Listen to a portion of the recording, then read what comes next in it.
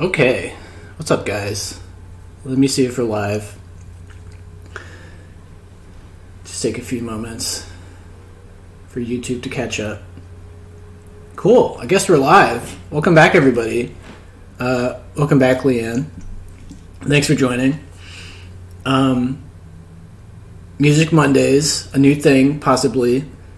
Trying to keep things positive, so we're going to listen to the current format is we're going to listen to albums that I enjoyed as a positive thing. I'm trying to be positive. So you might not like them. That's okay. But I feel much better about talking about an album I liked than talking about an album I didn't like, because that's not fair to the artist or the people who like them. That's just my opinion. I don't know how you feel about that, but that's how I feel. So anyways, here's the album. I happen to own it on vinyl. Rattlesnakes, Lloyd Cole and the Commotions, which is cool because my name is Cole. So this guy's last name is Cole. How cool is that?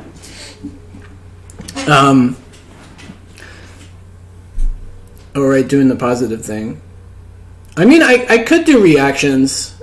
I'm not opposed to that. It's just like I have a hard time reining it in and being positive the whole time. So, I mean, I was thinking we could do Music Mondays where I pick an album for us all to check out, and then I could do New Music Fridays or something where we can all just kind of go through the new music of the week together and just see what we think about it.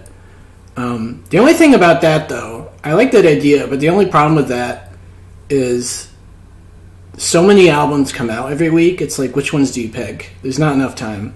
So, I mean, I would probably limit it to like playing the first minute or so of every song on the album and just seeing how I feel about it after the first minute. I don't know. Yeah, we'll think of ideas as we go along, as Leanne says. But anyways, so I forgot to mention in my... Hey, what's up, Brad? Welcome. Happy Monday.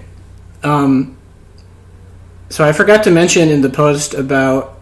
or in the community post about this, that, I mean, you don't necessarily have to listen to the album for homework. I mean, I would encourage you to do that, but, you know, if you want to just, like, come and chat and hang out, you know, on a Monday night, you know, there's no pressure to have, like, heard the album, per se.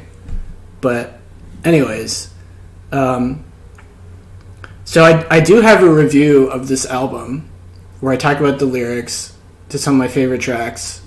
I purposely didn't watch it again because I don't remember what I said about this album at all. So I purposely didn't rewatch it to see what I did say, because I kind of wanted to look at the lyrics again with you guys and see if I can think of like a different take on it, or maybe you guys can have a different take on it than I did. I thought that would be fun. Hawk says, what's up, Hawk? Welcome back. Hawk says, I like negative reviews sometimes when it's funny, even if it's an album I like. So that's what I used to do. I used to do reactions to new albums, and I was being very brutally honest about it. And, you know, people thought I was being funny. Like, they enjoyed it in that kind of way. You know, I was trying to make it entertaining. I mean, it was fun. Like, I had fun. People in the chat had fun. But I just felt bad about it afterwards. Anyways, Hawk says, but otherwise, I agree that positive reviews are more useful. Just a quick, before you get into the album, just a quick thing about that. So, like, here's an example. So, I have no interest in reading somebody's negative review about an album. You know, let's say some random music blog.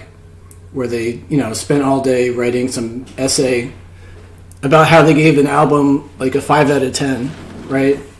I personally don't find that useful.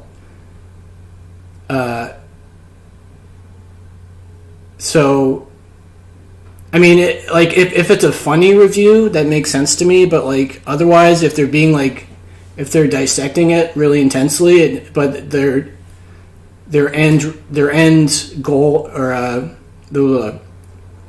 they might be dissecting it really well, but in the end they're saying it's a bad album. Like, to me, that doesn't.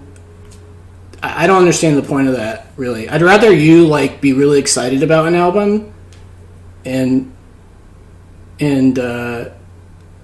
write about it or do a video about it with that kind of excitement. I'm more interested in that. Anyways, Brad says, I like the new Music Fridays idea, straight off the cuff. I could do that. I might do that this week to start. All right, anyways, so first of all, how many people heard the album this week? And also, how many people have heard it before?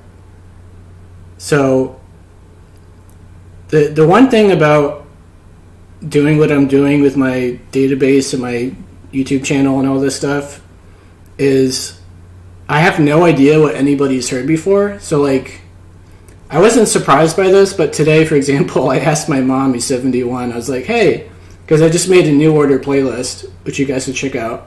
I was like, hey, Mom, have you ever heard of New Order? And she's like, I think I've heard the name before, but I'm not familiar with it. And obviously they're like a 40-plus-year-old band now, but I've always thought of New Order. I'm not surprised that my mom didn't know who they were, because she's not into music really. But if I meet somebody who's around my age, who's really into music, I kind of assume they know who New Order is to some degree. Anyways, I forgot what I was trying to say with that. Brad listened to it for the first time last night. Cool. Leanne says, first of all, I thought I was listening to a jazz record. I was so surprised to find out it's a jangle pop record by a British band. Yeah, that's not the same thing at all.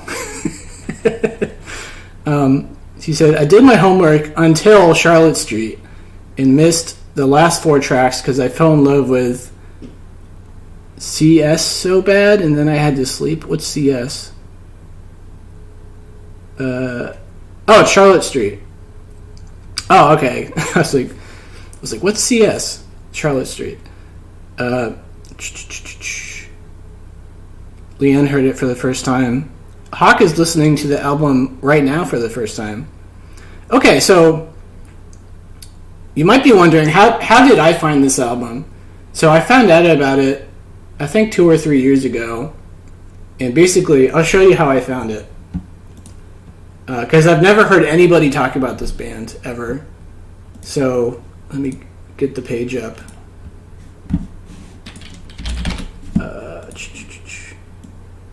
Alright, here we go. So this is how I found the band. I was on Rate Your Music. I went to charts.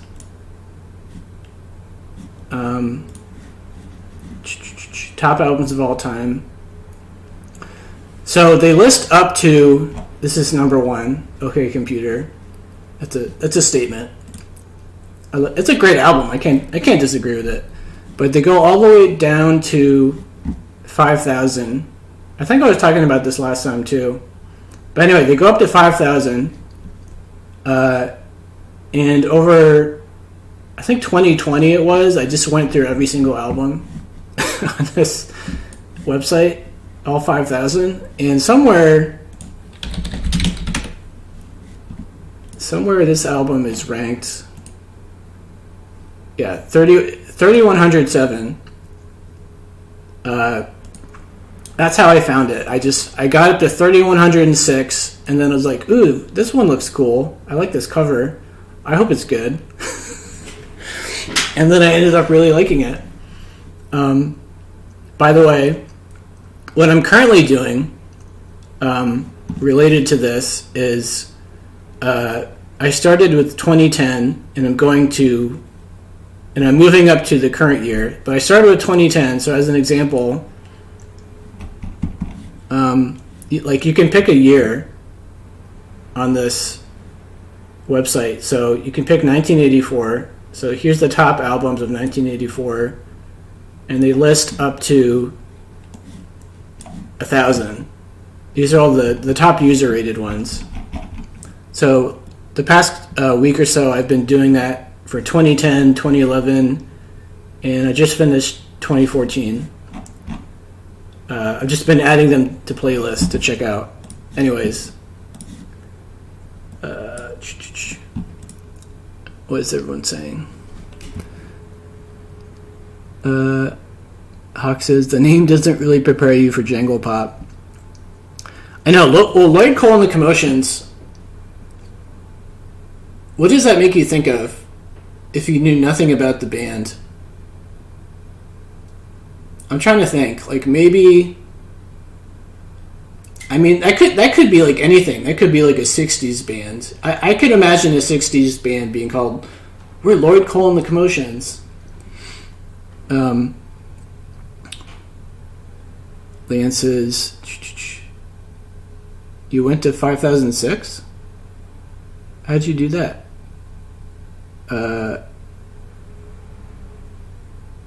Leanne asks Hawk, what did you think it was?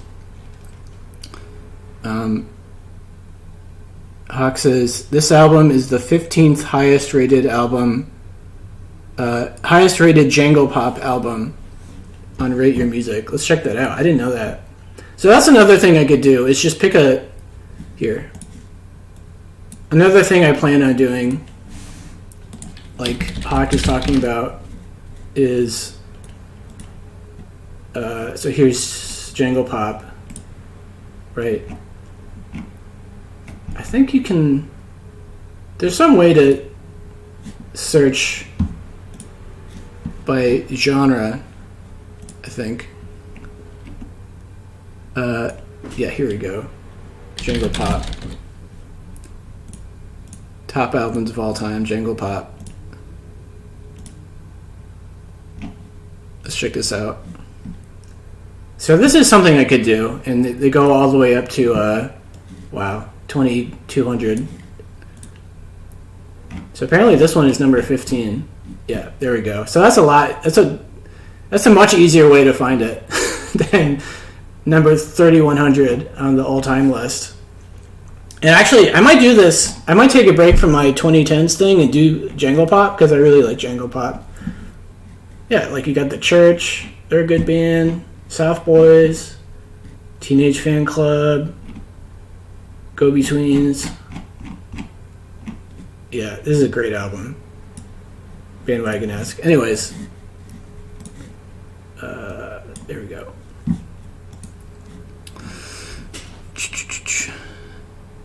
Yeah, Leanne says the Smiths must be at the top. Yeah. That makes sense to me. Hawk says, I know a bit about the genre, REM, the Smiths, but also some lesser known ones like House of Love and The Church. Hawk also thought it would be a jazz record. Oh, wow. So we've got 2 votes for jazz records. Actually, yeah, what was the top? I think it was the Smiths, right, in REM? Yeah, the Smiths, REM. That's pretty legit. I don't know about this one right here. I don't think I've heard this. But number 8 of all time is whatever whatever this is. Some Japanese thing. I don't know. Maybe it's really good. Anyways. Oh, you guys couldn't see it. I was looking at number 8 is this Japanese album from '99, which for all I know is amazing. You know, who knows? Leanne is heavy into Morrissey right now. I mean, he just has one of those voices. It's like ridiculous. Like certain singers just have are just blessed with these amazing voices. And it's like, Andy's also really talented. So it's like those actors you see who have amazingly recognizable faces, let's say, and then they're also really good actors. So like, I don't know, Brad Pitt is pretty recognizable, and he's also been in a lot of good movies.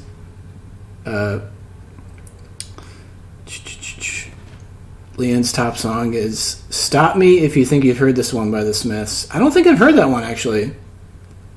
Hold on, I gotta add that. I must have heard it, but "Stop Me If You..." I don't know if I've heard this one. I must have heard it. It doesn't sound familiar, though. Alright, I'll check it out later. Anyways. Hawk's been on a Japanese music binge. He says, "There's actually so much good stuff made in Japan, which is no surprise since they have the second biggest music industry in the world after the US. I did not even know that." That's news to me. Leanne says, "It would be interesting if we did a foreign language album sometime." It would be interesting, but I don't... There aren't that many that I like that would be eligible for like Music Mondays. I mean, Music Mondays could be flexible, I guess. I mean, there's so many albums that I want to talk about. Hold on.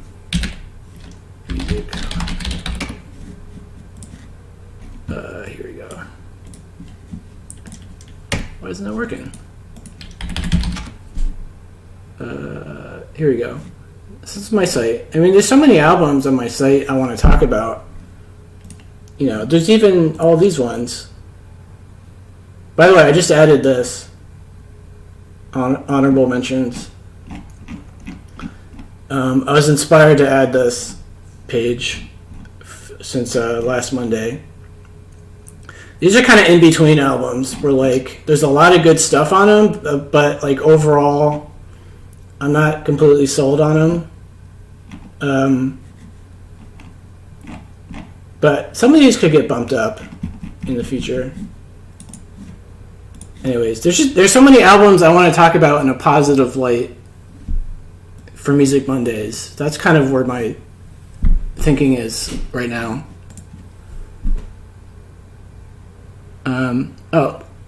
That's fair enough. Leanne's just kicking around ideas. Leanne says, "If you get me to listen to albums, I'm a happy camper." Can't argue with that. Brad says he wasn't expecting it to be so introspective. He loved the underlying guitars that were beautifully in the background. It took him a few tracks, and he was into the flow of the record. So, I'm trying to remember what if I liked the first song immediately, or when I first heard it, or if I was kind of like, oh, that's interesting, let me go back to that later. Because that's usually what I do when I find something that I end up liking, is I'll listen to it for the first time, and there's like something about it that I like, that I'm like, that's kind of intriguing. Let me come back to that later and play it again and see how I feel. I think I immediately liked, what song is it? Track Perfect Skin. I think I immediately liked it. Hawk says, "You saw Dinosaur Jr. there. He really likes You're Living All Over Me." Yeah, that's a great album. Wait, where did you see Dinosaur Jr.? I forgot what we were talking about.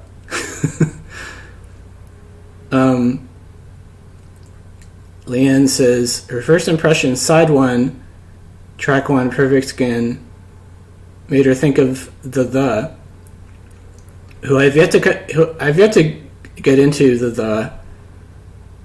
I'm assuming that's how you say it, right? The. Or is there like some secret way, like the?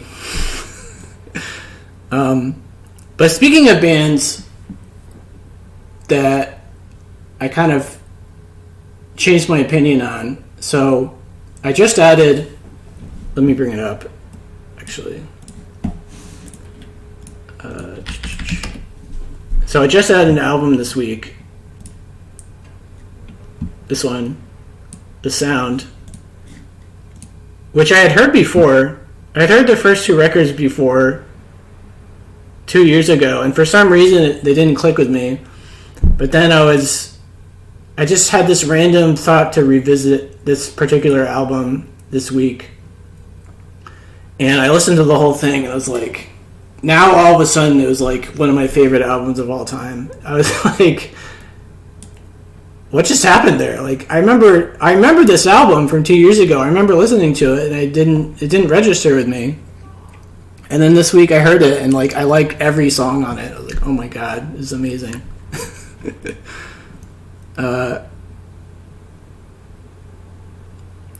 Oh, you saw Dinosaur Jr. on my website. Oh, okay. Leanne says the Soul Mining from 1983. I think that's their really famous one. There's one that I keep seeing on lists. Let me see if I can find it. I think it's that one.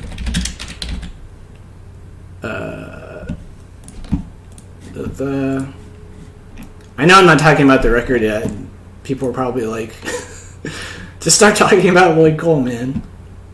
I don't know. We're having fun. You know, we're getting started. What can I say? Come on, all music. Load. Doesn't want to load. Okay, here we go. Soul Mining. I've definitely seen this one on lists. And I think this one. And speaking of albums that early songs from albums that I kind of dismissed initially, let me go back. I was re-listening to these two albums, the Blue Niles. I forgot the name of it, but whatever these songs are from. So I was re-listening to the Blue Nile, and then these two songs in particular just like hit me hard at like 2 a.m. the other day. So I added them, and then this one too. I listened to this one again. I really liked it. Anyways, Hawk did enjoy the record. That's cool. Feel free to not like the records, by the way. All I can do is be excited. You know, find an album, really like it, get excited by it, share it. Hopefully other people like it. I mean, that to me is what I'm drawn to in general, is like, I think I mentioned this last week too. I'm really drawn to when people are like, I really like this song, or I really like this album. And even if I don't like it, I like checking it out. And I like that you like it a lot. That's much more, like I was saying earlier, that's much more interesting to me than someone spending all day writing this long essay about how they didn't like this new album. It's like, okay, you could have just told me you didn't like it. That's all I need to know. Brad says the first Flocking Seagulls record is fantastic. I agree. He's literally only heard about him a week ago. 80s New Wave. I have that on vinyl somewhere. That's a really good record. The only thing that bothers me about that record is that for some reason it hasn't been remastered yet. And there are certain songs in that album that I love that because it hasn't been remastered, they're really quiet. Obviously, you can crank up your sound system, but like, you know how like most songs you play on Spotify are at the same volume level? They're pretty high. This one, certain older albums like this one are old masters, so they're really quiet. So you have to like crank. like you have to crank your volume up just for this record, and it's really annoying. Hawk says he's only familiar with Iran by A Flock of Seagulls, which I just read, by the way. Apparently the lead singer / songwriter hates that song. Like he just hates playing that song at concerts. But that's the one song everybody wants them to play at concerts. Welcome back, Leanne.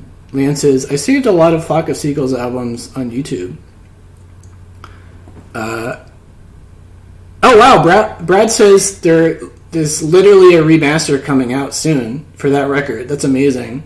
What are the odds? Hawk says you can go to Spotify settings to equalize the volume. Maybe they've changed it, but I remember trying to do that like a few years ago, and it didn't sound right. But I'll have to try that again. Yeah, I'll have to play with that this week. Leanne says he's tired of playing it. Yeah, artists get that way. I mean, it's not music, but I was thinking about it's kind of related. I was thinking about this in terms of stand-up comics. Like, I would probably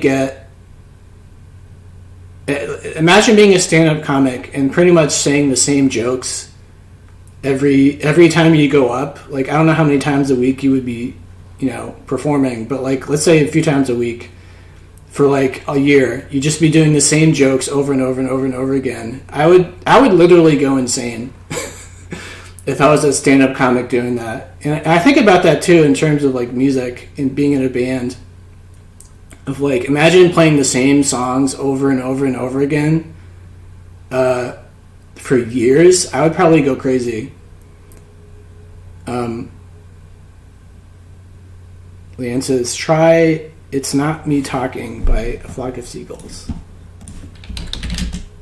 It's Not Me Talking. I don't think I know this one. I'll check it out. Thank you. Okay, so anyway, let's talk about the record. Rattlesnakes. So I thought it might be interesting to take a look at the lyrics. It's too bad it's covering up my face here. Hold on.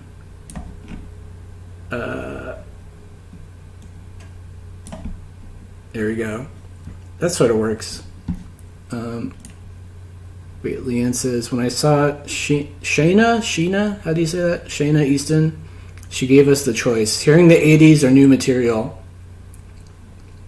So that, I'm not sure who that is. I'll have to check her out. But, so I'm seeing Belle and Sebastian in like a couple months. And so I was just thinking about that actually, because the music I like from them came out like 20 years ago, 25 years ago.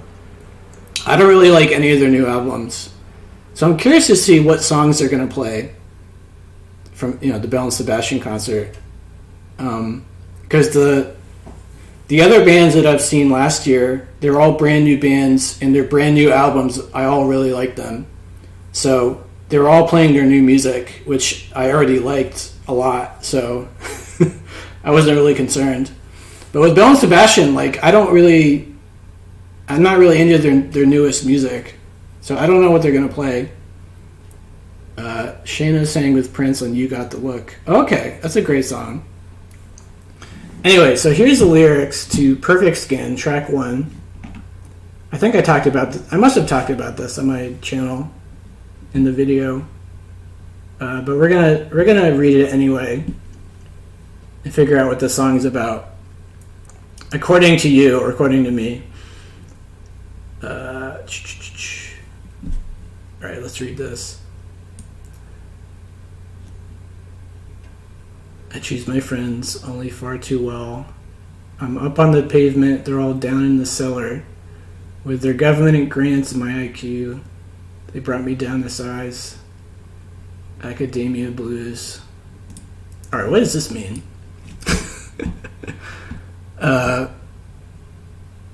Leanne says, I didn't get to the lyrics yet. I have a love interest in young kids. I'll have to do some catch up. That's okay. We're just going to, like, do it. Just imagine even you didn't even hear the song. Like, what is this guy trying to say? I'm thinking about it at the moment. He's up on the pavement. They're all down in the cellar. So, with their government grants and my IQ, they brought me down to size academia blues. See, this is one of the reasons I haven't been doing videos lately, is because my brain is not working as fast as it used to. Like, when I was making the video for this album, it's like things were just coming to me immediately. I would read the lyrics and I was like, oh, that means this and this and this. But now I'm like, I'm struggling. I don't know why. Hawk says, yeah, Belle and Sebastian just released a new album. First review on Rate Your Music says, if there's one band out there attempting to ruin their legacy with relentless mediocrity, it's Belle and Sebastian. I would replace that with Weezer. Weezer is way worse in that regard than Belle and Sebastian, in my opinion. Leanne just typed out the lyrics. Anyways, okay. Is he being sarcastic when he says he chooses his friends only far too well? Like, is that him kind of being sarcastic? He's up on the pavement. They're all down in the cellar. With their government grants. Like, his IQ. Is he saying his IQ is... Why can't I think of anything? I'm struggling. I wanted to just, like, think of something on the fly instead of spend all day thinking about it. But it's harder than I thought. I feel like at first, the first line is he is being sarcastic. I'm not sure if he's saying that he's up on the pavement like he's richer than them. And, like, they're all down in the cellar doing actual work that they're getting grants for from the government, but he's like, he has money, so he doesn't really have to worry about that. It kind of makes me think of that. I don't know if that's what he's talking about, but I imagine this guy who has all this money and he's got into this good school, but he doesn't really need to work that hard, and he's making all these friends at the school who actually have to, like, do hard work to, like, make money. What do you think about that? Does that make any sense? You don't have to agree.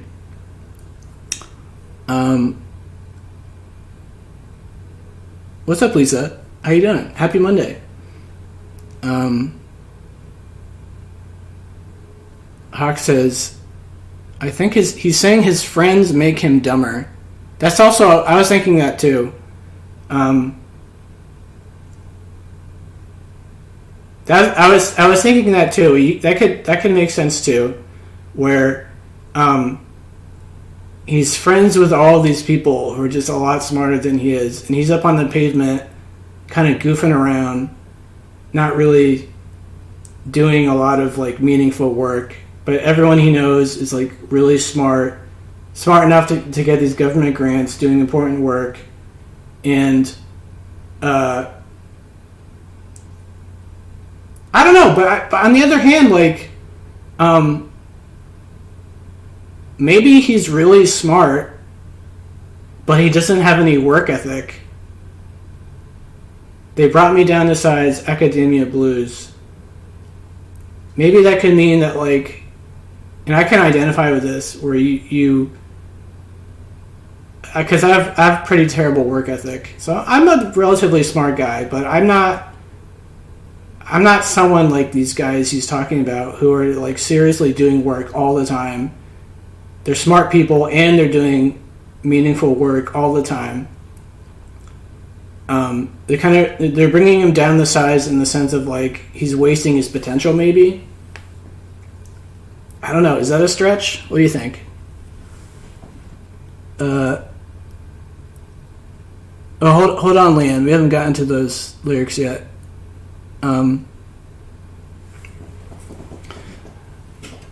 So I don't know. So we could say that they're making him feel dumber.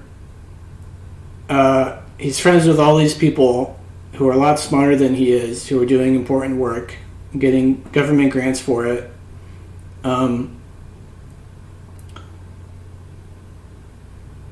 Or he's really smart, but he's wasting his potential, unlike all of his friends who are also really smart, but are actually like doing important things.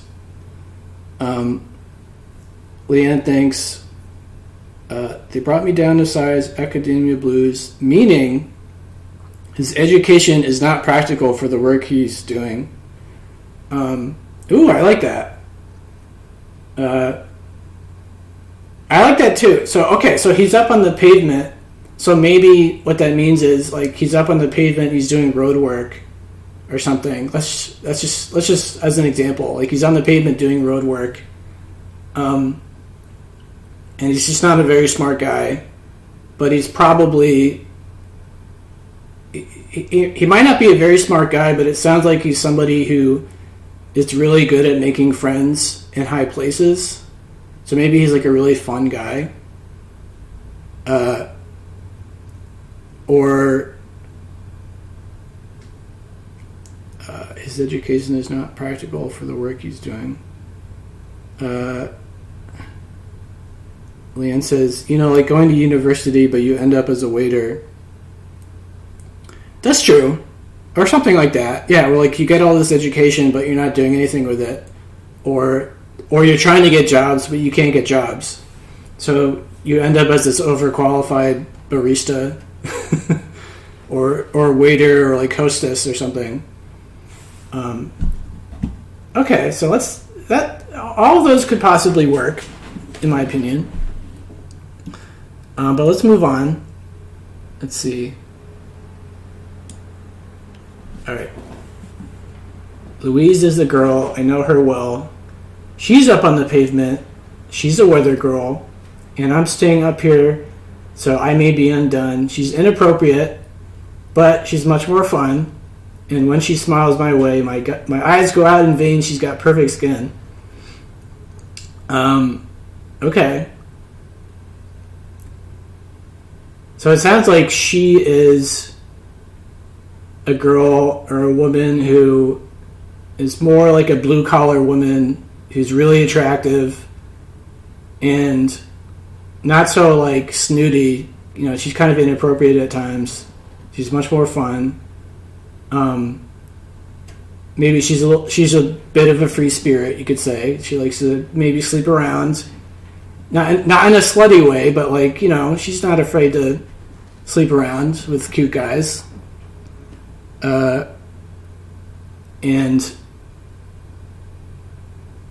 our main guy here probably is really into that. Or at least he can't get over how hot she is. She sounds really hot. She's got perfect skin.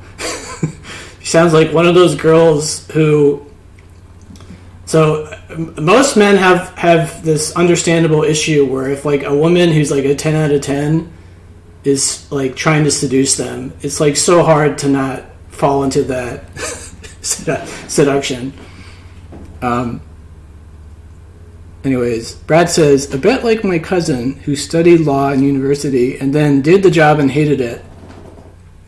I know. That is something I've thought about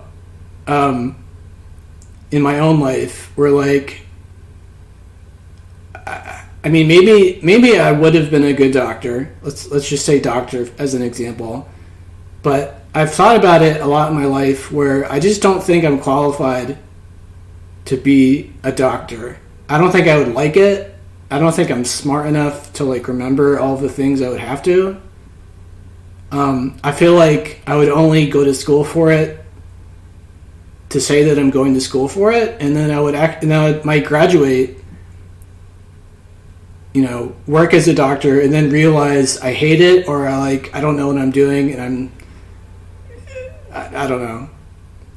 So like your cousin who studied law, but then realized like that's the last thing he wants to do, or like he's not qualified mentally, emotionally to do it or something. I don't know if that makes any sense. Leanne says she's the girl next door, down to earth. Yeah, that makes sense.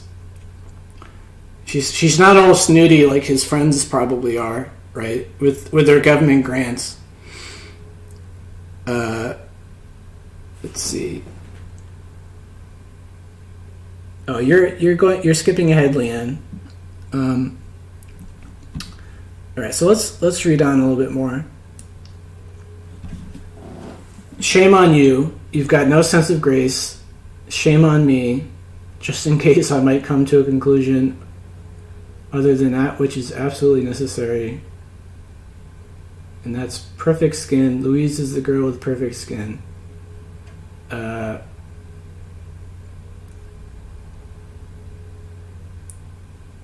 It kind of makes me think that they both know that they could be more mature, act more like professionals or more like adults, but they're just incapable of not being kind of like loosey-goosey, down-to-earth, let's just have some fun before we die type of people. Right? She's got no sense of grace. So like she doesn't have this kind of like high society attitude, maybe. I don't know.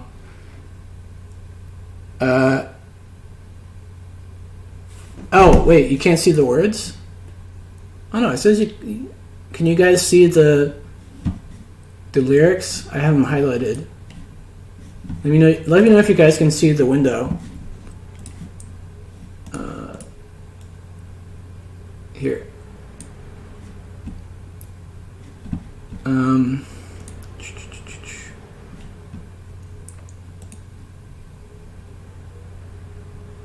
I mean, like, here's the thing about a woman. Let me highlight it. Here's the thing about a woman who's insanely beautiful. I would imagine that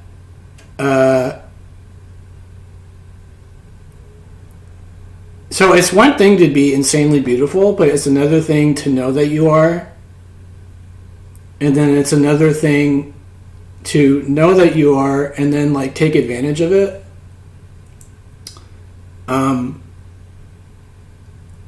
So maybe by having no sense of grace, that could mean that like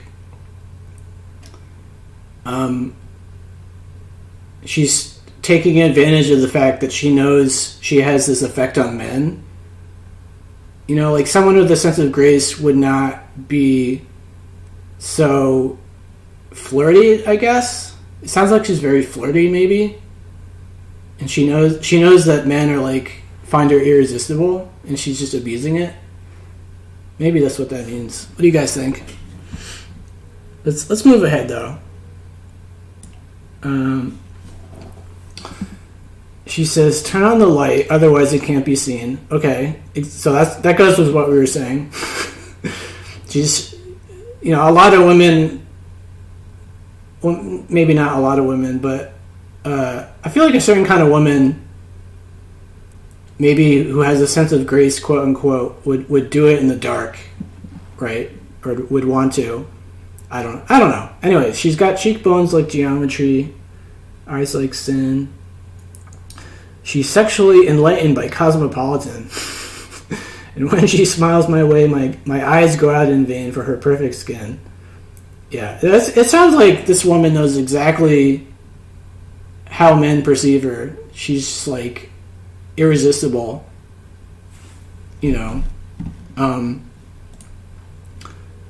must be men who know this too, right? There must be men out there, like this guy that I grew up next to, in my opinion, is like the man version of this woman, Louise, who he knows just how like charming and hot he is, apparently, and just he's abused it his whole life to like get laid constantly. he's got no sense of grace. He's just going out there and he's just getting laid like all the time. And he doesn't care. God bless. But anyway, I was trying to say that, like, for men, maybe it's because I don't think I qualify as being one of these people, but I feel like for men, it takes a certain kind of man to, like, understand how attractive he is and, like, abuse it. Anyways, Leanne says, that stanza reminds me of Betty Davis Eyes from King Carnes. That's a good song. I forgot the lyrics of that song, but I think I know what you're trying to say. Anyways, let's move on. She takes me down to the basement to look at her slides of her family life. Pretty weird at times. At the age of 10, she looked like Greta Garbo, and I loved her then, but how was she to know that?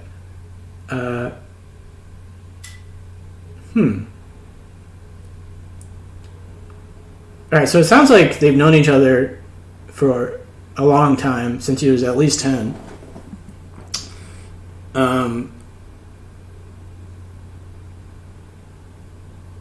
I mean, basically it sounds like she really likes him, and she's trying to, like, become more intimate with him in the sense of, like, here's like photos of my family, of my family life to show him so that they can, like, kind of know things about each other that, random people don't need to see your family photos, but, like, if you're someone's girlfriend, you're going to show the boyfriend these things. Leanne says, this is from Betty Davis's Eyes. Her hair is Harlow gold. Her lips a sweet surprise. Her hands are never cold. She's got Betty Davis eyes. Yeah, that's kind of similar. Anyway, so this song is kind of not too difficult to understand. Let's read the last part. Brad says, just had to top up my Jack Daniel's lemonade, which isn't ideal. Dude, that sounds so good. I wish I had that. Oh my gosh. I wish I had some Jack Daniel's and lemonade. You could do Monday drunk streams. No, I'm just kidding. Anyways, here's the last part. Up 8 flights of stairs to her basement flat. Pretty confused, being shipped around like that. It seems we climbed so high, now we're down so low. Strikes me the moral of the song must be there never's been one.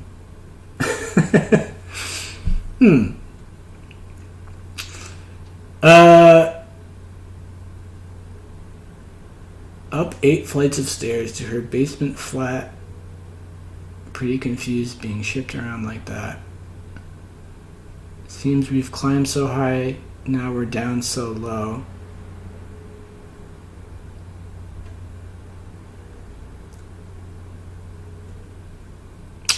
I mean, I'm assuming this is like a metaphor for I'm trying to think of something. Maybe he thought that a relationship is forming, because he says he's pretty confused, being shipped around like that. Seems we've climbed so high, but now we're down so low. Maybe he's saying that, he's obviously in love with this girl who's super beautiful, and they slept together, and she was showing him family photos. So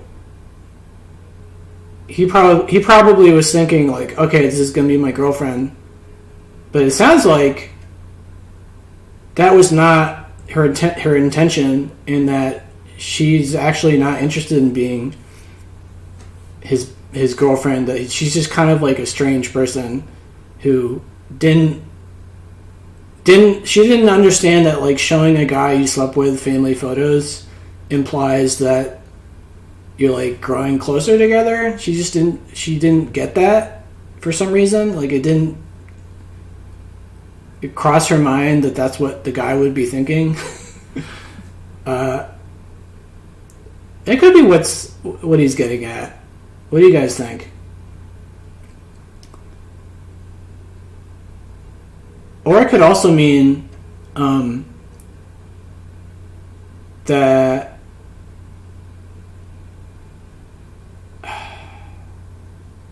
I don't know. Seems we climbed so high and we're down so low.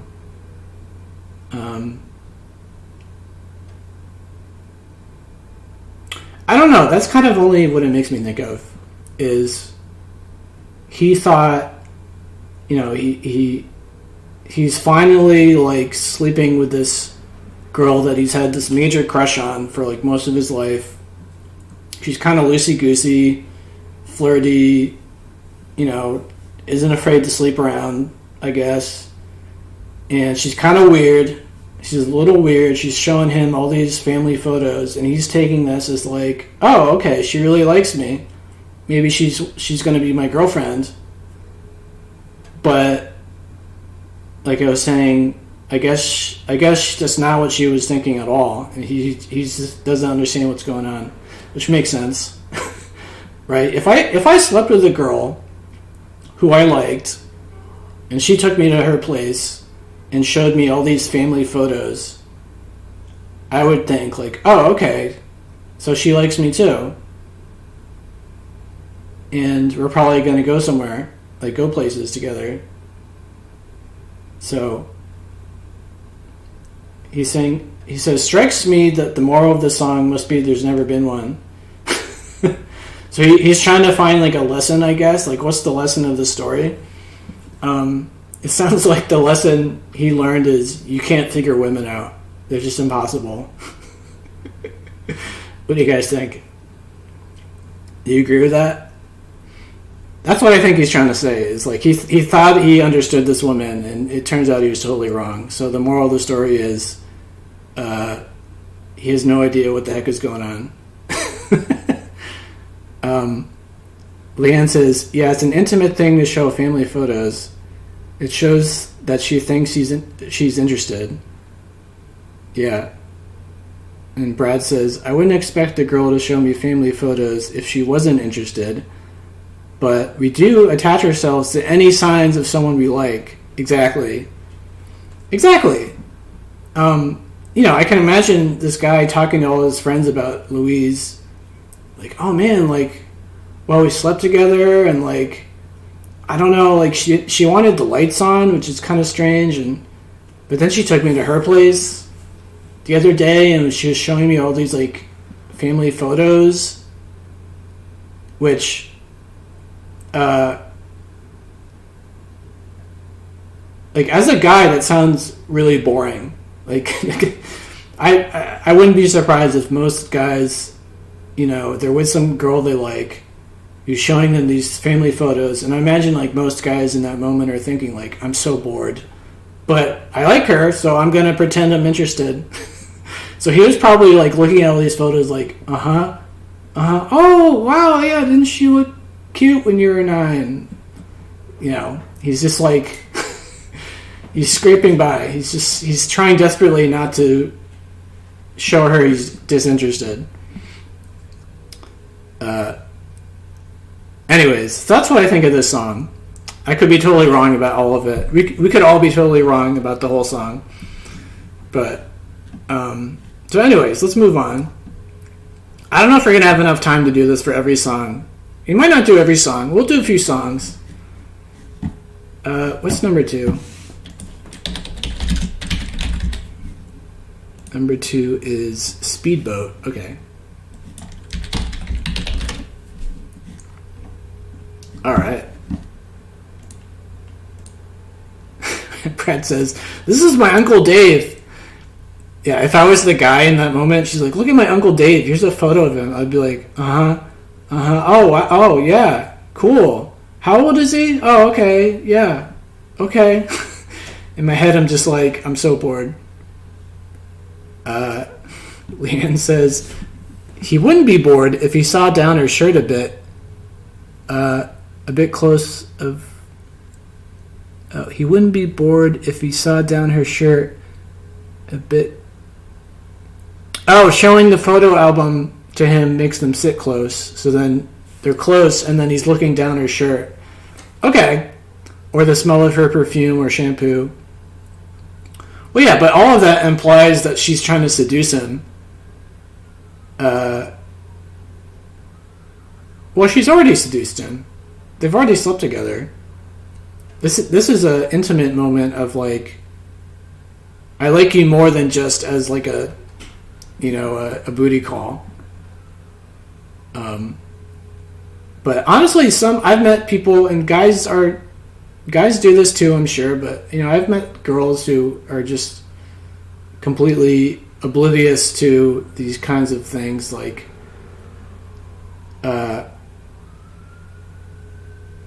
Leanne says, "Oh, Cole, I'm out of memory. I need to close the browser for 5 minutes. BRB. Okay. I'll still be here.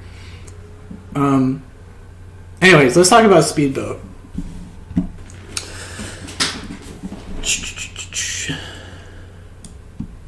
Let's see. All right. Julie said we drank far too much coffee, wine, and cigarettes, and we never get sleep. I first met them at a riverboat party. Both of them were speeding, I'd say." I wonder if he's literally talking about speeding as in like taking speed.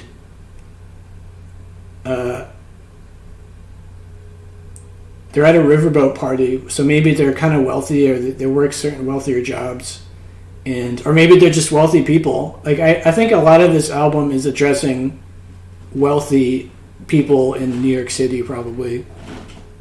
So, it sounds like these people are probably partying all the time because they have all this money and they don't know what to do, so they just go partying all the time. They're at this riverboat party. Both of them are speeding, so maybe they're literally taking speed as well to like have a good time. You could probably argue that. I'm assuming that's what's going on at the moment. He says, I lived on the edge of all this indulgence, taking notes and trusting in prudence. Julie said to Jim, why don't we jump in while the water is cool and we're still friends? Wow. Yeah, so I can imagine what might be going on is like this guy got into a really fancy school because he's got a high IQ and good grades and all this stuff. So let's say he's going to like some Ivy League school. He got in.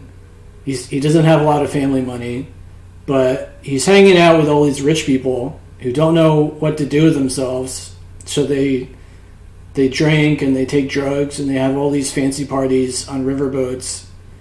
And he's kind of living on the edge of all this, like looking at it from an outsider's perspective. Like he's invited to these parties because I guess he's like a fun, cool guy or whatever. Maybe he's even like a good-looking guy. But he's kind of like, he says he's taking notes and trusting in prudence. So he's trying to figure out, I'm assuming, how to like fit into all this, right? Because he probably doesn't have any money. He's trying to figure out how to either fit in with these kind of people or learn how, like, this is what people who are successful or who have a lot of money, this is how they act. This is what they do. So, for example, if he wants to successfully, like, mingle with these people and network, especially, and by networking with these rich people, he'll probably have an easier time getting a good job somewhere, which I've known people who do that, or who did that in college. They spent all their time partying in college with the rich kids, at the frat parties, and they didn't get good grades, but because they knew so-and-so, and so-and-so's dad, worked at some firm, that's all it took, and now I know a couple of these people in my own life who have great jobs now, even though they were terrible in school, just because they partied with the right people. Anyways, Brad says, surely wealthy people would do coke, as speed is seen as the poor man's coke. That's a good point. I mean, maybe he's not literally talking about speed. Maybe he just said speeding as, like a poetic word to use, instead of saying both of them were coking. So, I mean, maybe I'm going to assume that, yeah, they were probably doing coke, right? If speed is supposed to be like a poor man's drug, I'm gonna assume that wasn't like a literal use of speeding. But anyways, Julie said to Jim, "Why don't we jump in while the water is cool and we're still friends?" So,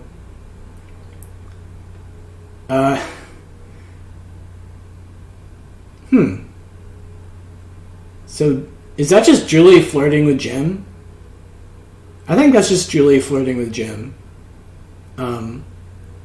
She's basically saying to his face, like, look, we're friends right now, but I kind of totally want to sleep with you. So let's have fun before we muddy the waters and get involved with each other, which could, ruin our relationship together. Because once you start sleeping with someone, it changes the whole dynamic. So maybe that's what's going on. It's Julie's flirting with Jim, and Jim's probably loving it. He's like, yeah, Julie wants to sleep with me. Anyways, let's move on. Some say that they'd OD'd on Leonard Cohen. Well, I can see that river whenever I think about them. The river is cruel and the water is deep and blue. I was working then on my great unfinished novel. Wow, this is a dense stanza. Some say that they OD'd on Leonard Cohen, who's a great musician, by the way. The river is cruel and the water is deep and blue. I don't know what to make of this paragraph or stanza or whatever you call it. What do you think is going on, Brad or Leanne?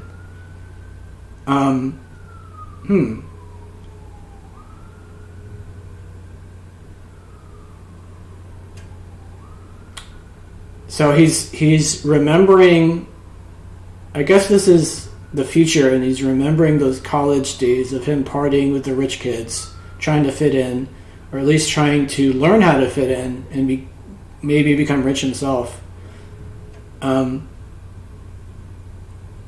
He's working on his great unfinished novel.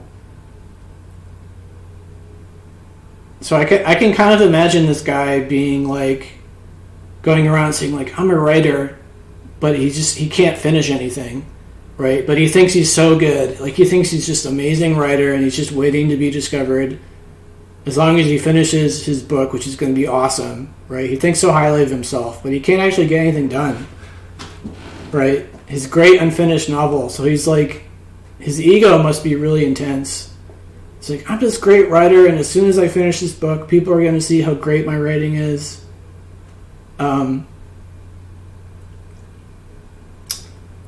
That's what it makes me think of. This guy's kind of like full of himself a little bit. So, welcome back, Leanne. So yeah, I don't know if you guys have any other thoughts on that. You can't see the lyrics well on the screen. All right, let me see what I can do about that.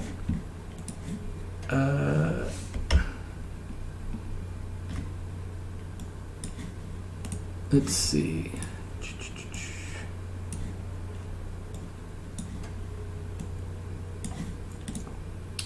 Is that better?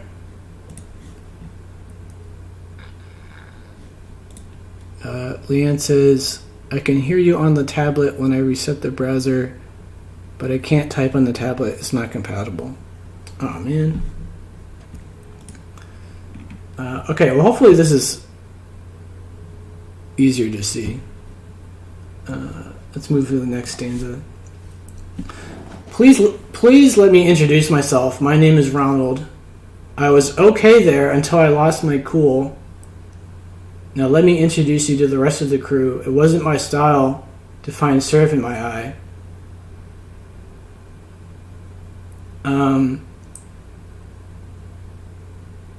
So it sounds like, this is interesting. It sounds like he was trying to fit in with these rich kids.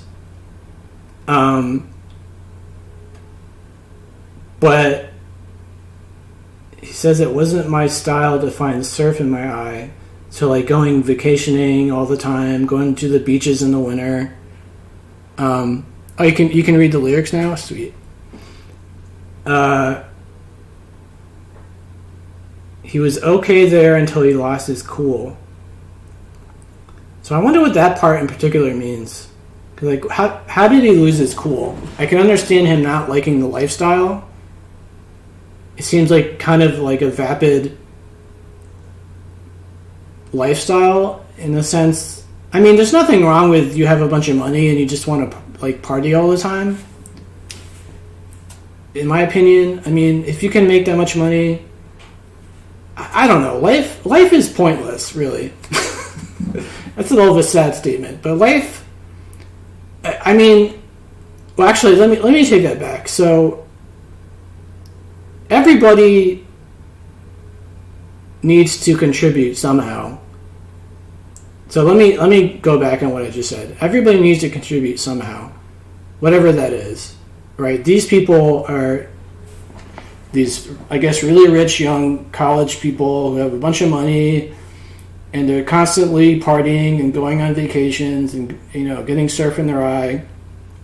And here's this guy, Ronald, trying to fit in, I guess.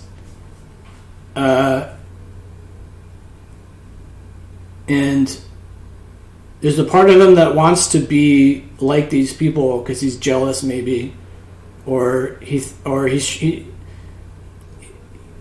doesn't know yet what he thinks about it, but he's hanging out with these people and he's trying to learn about it, like what they do and how they talk and stuff like that. And he realizes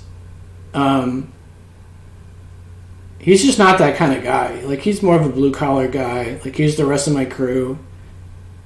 In the sense of, like, he'd rather just be, like, a hands-on, let's build stuff, road crew, building crew kind of guy.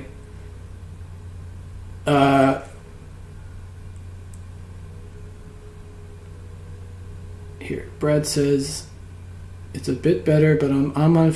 Oh, you're on your phone. Okay. Yeah, I don't know what I can do about that, unfortunately. Leanne says, please let me introduce myself. My name is Ronald. She says, I was okay there. Oh, you're just saying the lyrics. Sorry. Brad says, enjoy life. That's the main thing. Be respectful and humble. Yeah, exactly. I agree with that. I mean, the thing is, like, I believe that you need to contribute to life somehow. You need to contribute to society somehow.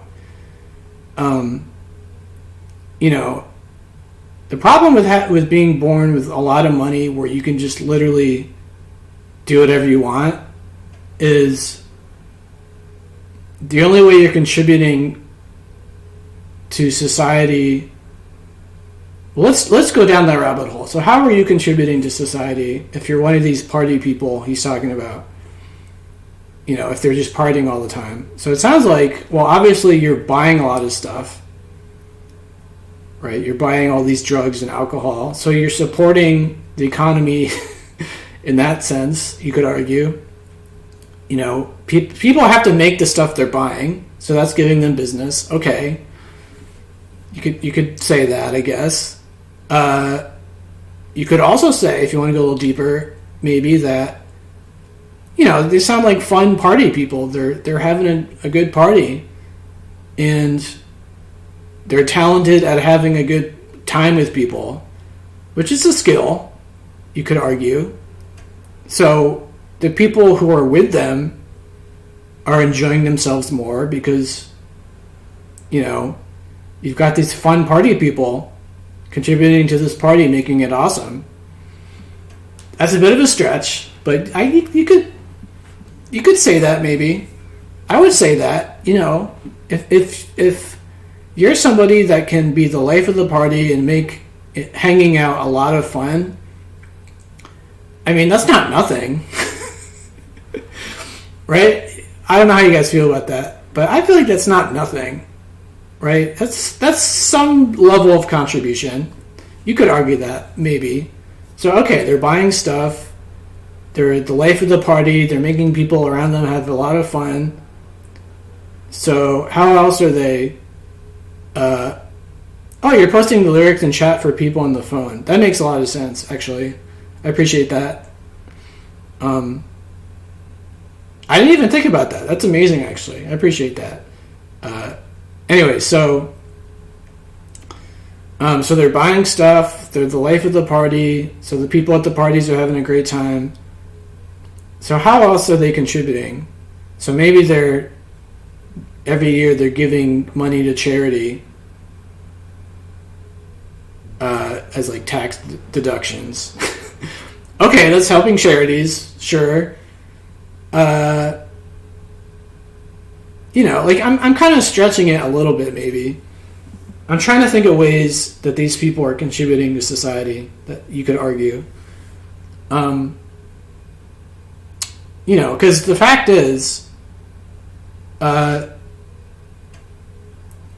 says, I got your back, Cole. Already told you last week. I appreciate that. Thanks, Leanne. Brad says, do you think that the more wealth you have, the less you contribute to society? I always find the poorest people are the most generous. That's usually true in my experience too. The poorest people tend to be the most generous in my experience as well. Do I think that the more wealth you have, the less you contribute to society?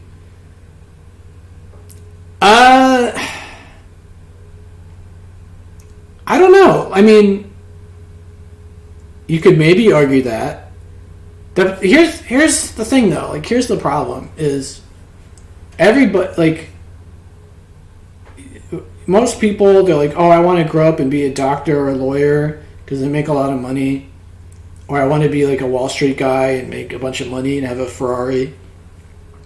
But the reality is, okay, but you also need, like the garbage men and the guys that work at McDonald's, and you need the janitors, and you need the guys who clean up the sewers, and you need all these other jobs that, like, we don't have a machine or AI solution for right now. So somebody has to do them, right? So we need doctors and lawyers, but we also need these other people who aren't getting paid a lot. We need teachers. Teachers are like one of the worst in that regard. Like, they get paid nothing, but they contribute really well to society. So, everybody's important. Even if you're a janitor cleaning a building every day for not that much money, like, you're still doing an important job. So then, if we're talking about really wealthy people who are just like vacationing all the time because they have so much money they don't have to work, the way that they're contributing to society is that they're giving business to these restaurants they visit in France or whatever. They're buying all these things that companies had to make. They're helping the tourism industry. Think of all the tourist industries in the world that survive because of, I don't know, probably a lot of rich people.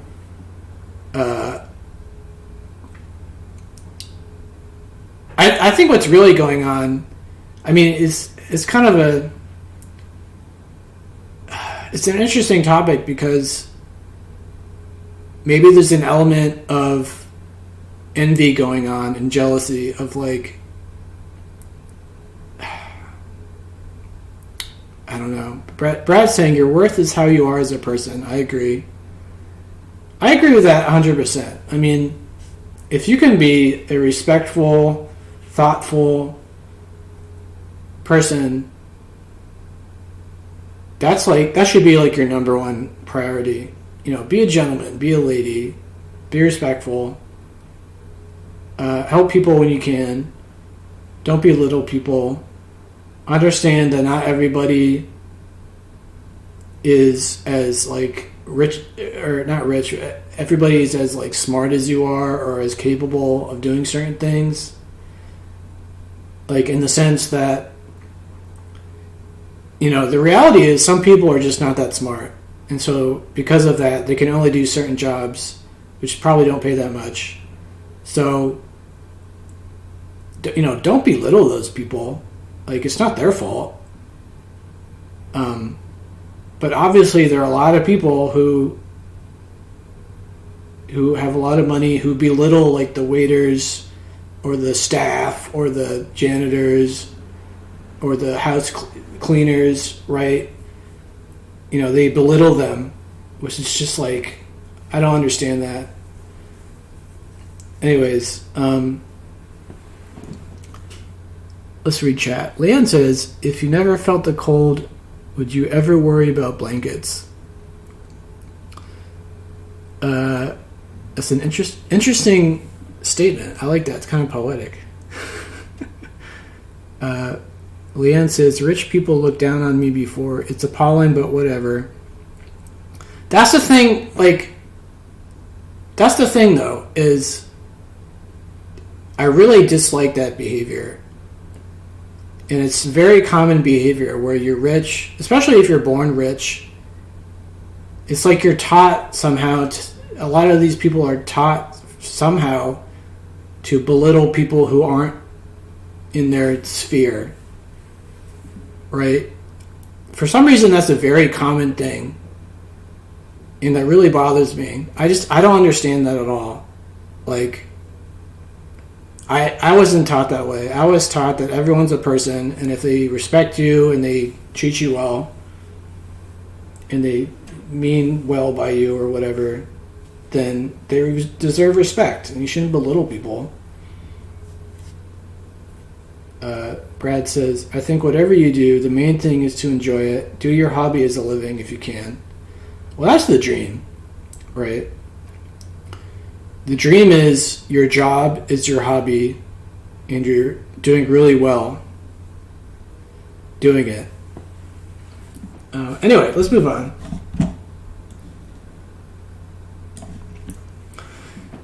It says, it was much more my style to find sand in my eyes, though there's absolutely no truth to be discovered. Albeit truth, then, is nothing to be found. We academics are not easily discouraged. Well, this is another dense one. Land says, would it be cool if Lloyd Cole saw this stream? That'd be awesome. Well, hold on. He just said it wasn't my style to find surf in my eye, and then the next sentence is, it was much more my style to find sand in my eyes. I'm not sure what he's talking about there.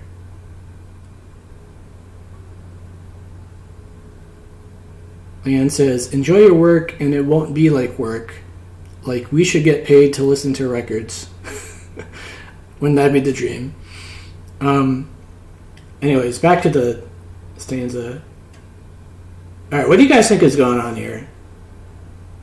He said, it wasn't my style to find surf in my eye. But now he's saying it was much more my style to find sand in my eyes. So that means I'm interpreting it wrong. Now I'm confused.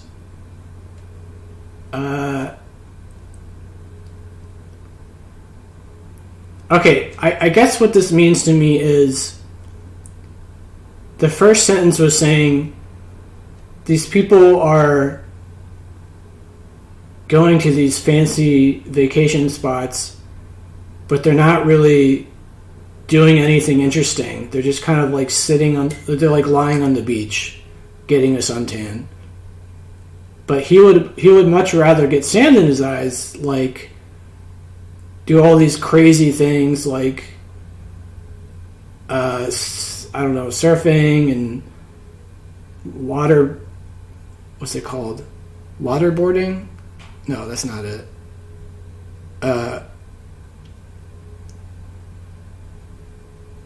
What am I trying to say? Like, I'm interpreting this as these people will go on these fancy vacations to these cool places, but all they'll do is, like, lounge around. Whereas he would rather, like, do fun things while he's there instead of just be boring. I don't know if that makes sense either.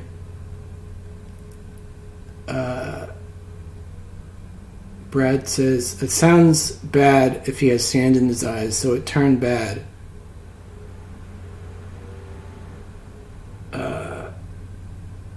It was much more my style to find sand in my eyes. Is that like a metaphor for being kind of like rough and rowdy? Is that what you mean? Like, I don't know. I don't know. Yeah, not waterboarding. I think it was windsurfing. Or wakeboarding. That's what I was trying to say. Wakeboarding. Yeah, I don't know. This is kind of a confusing one. Anyways, he says, though there's absolutely no truth to be discovered, albeit truth then is nothing to be found, we academics are not easily discouraged. What the heck does that mean? Oh my goodness. Leanne says this song might be hard to interpret. I know, but we'll try our best. It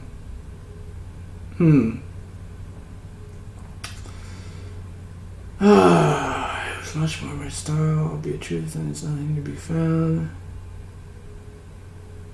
We academics are not easily discouraged.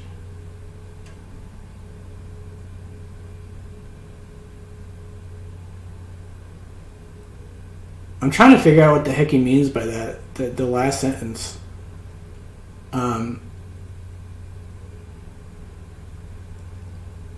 Is he trying to like figure out the appeal of this rich lifestyle? I'm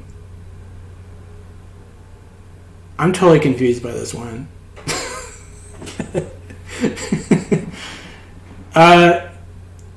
Like, it sounds like when he says we academics are not easily discouraged, it sounds like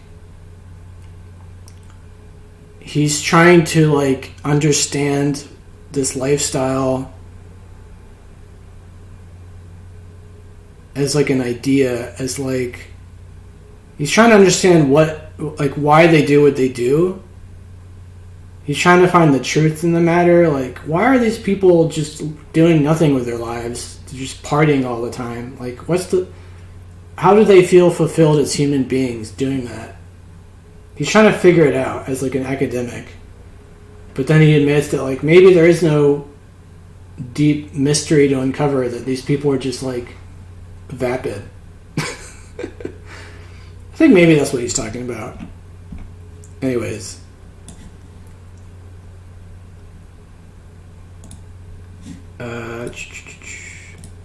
Alright, Lloyd, you know wits, they come 3 to the pound.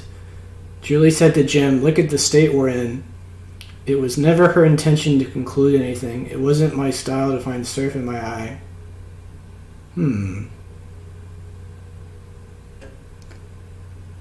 Brad says, is he saying that he expects bad things?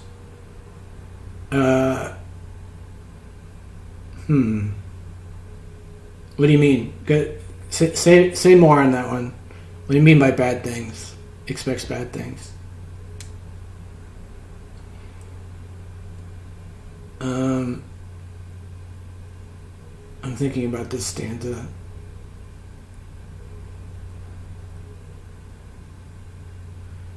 Brad says, is he saying he expects bad things but turns out not to be found?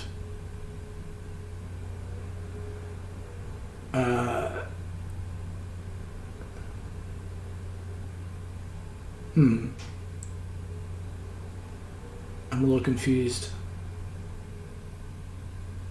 No, there's absolutely no truth to be discovered, albeit truth then is nothing to be found.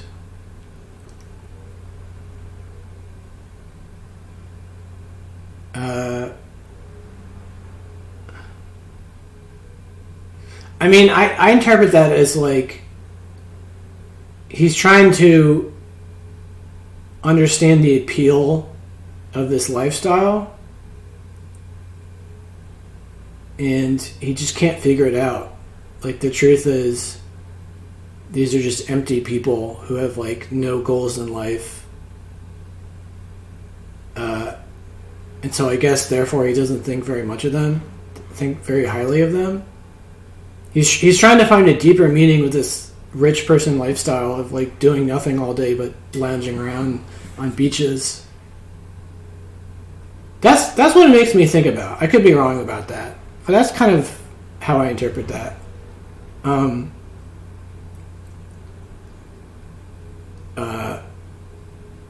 Brad says, it sounds like what he expected he did not receive.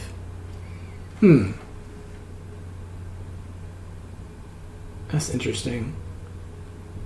Well,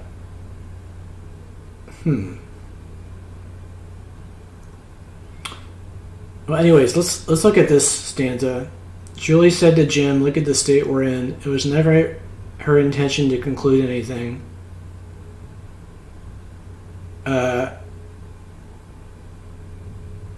Is that like the state we're in as in we're all drunk and speeded up, coked up?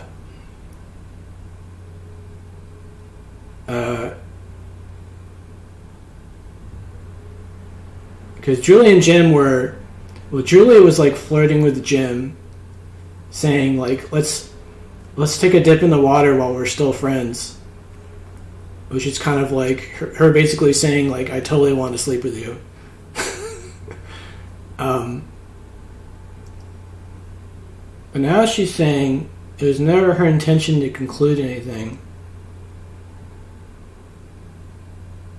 This one's confusing. Leanne says the rich are pressured to do things like wear the right clothes, buy excessive crazy things, be seen at the right places. I learned that much from watching Real Housewives of Orange County. Yeah, exactly. I mean, they want to keep up with the Joneses. They want to all go to France. You know, let's all go to France in the winter, let's all go to Palm Beach in the winter and go golfing. Let's hang out at all the same clubs. Let's buy all the same clothes.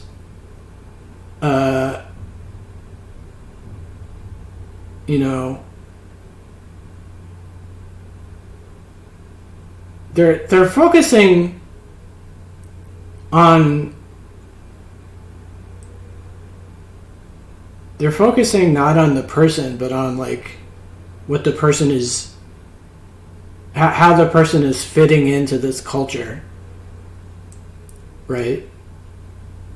They're more concerned with like, are you fitting into our culture than they're concerned with like you as an individual, I guess.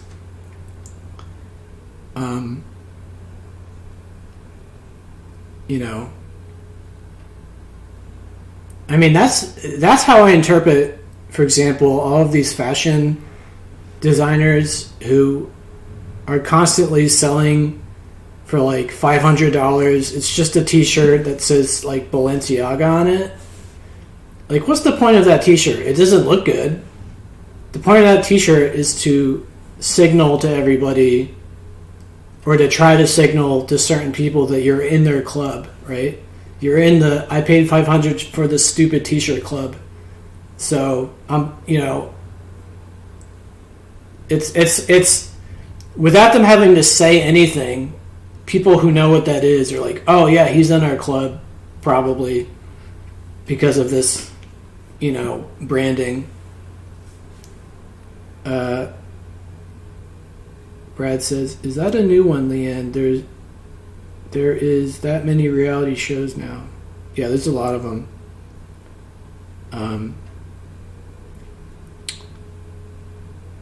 The Orange County Housewives were the first in the franchise. Anyway, let's move on. That was a confusing stanza. It was much more my style to find sand in my eyes. It was just not my style to find surf in my eye. It was much more my style to get sand kicked in my eyes. Okay, so this is what I think he's talking about. So he likes to get down and dirty and have fun, like roughing it in the sand, right? Whereas these people are more interested in like looking pretty all the time, being well dressed all the time, not doing anything too crazy, not like staining their $1,000 shoes by like doing stuff in the sand. Or he's more of like what's the word? He's like a hands-on kind of guy. Like he wants to like do the fun, down and dirty stuff, whereas these guys want to look pristine at all times. I don't know if that makes any sense.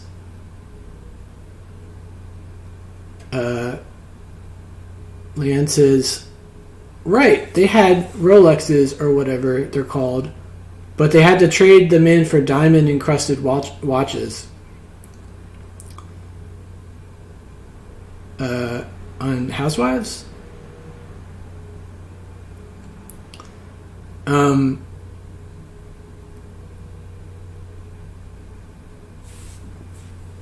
don't know. So this song just makes me imagine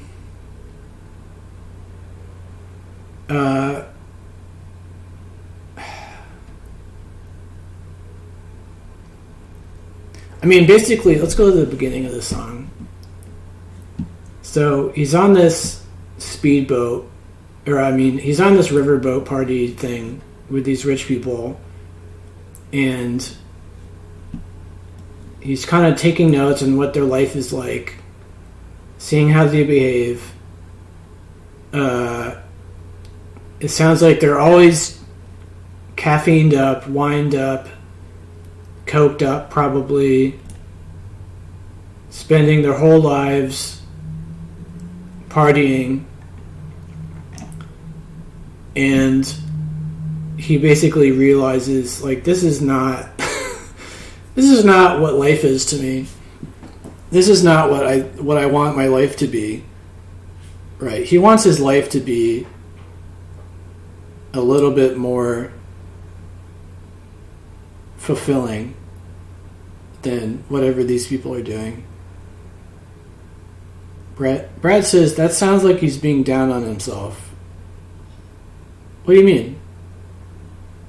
What do you mean he's being down on himself?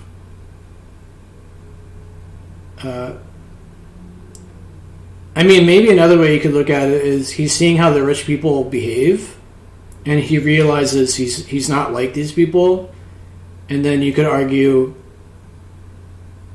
that he realizes he'll never fit in with these people. He'll just never be able... Like, obviously he doesn't come from money. He's trying to enter this world. So not only is he, there's the whole new money thing that they get obsessed over. So he's not really part of the club. Or he's like a new member of the club, maybe. And not only is he a new member of this club, potentially, but he doesn't fit in with their culture. He just doesn't like what they do. He doesn't... He can't hang with these people, really. He doesn't fit in with these people. It's not what their life is about. He's not about. So like maybe he's realizing that he'll just never fit in with these people.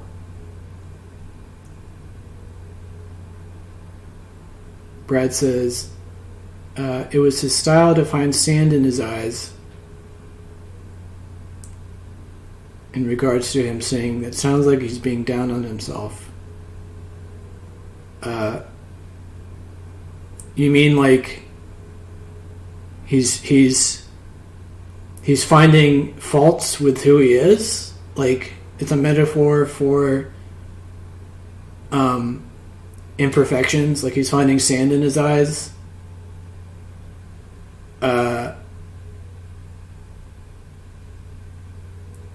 Whereas if you have the surf in your eye, you have no fault, I guess, metaphorically.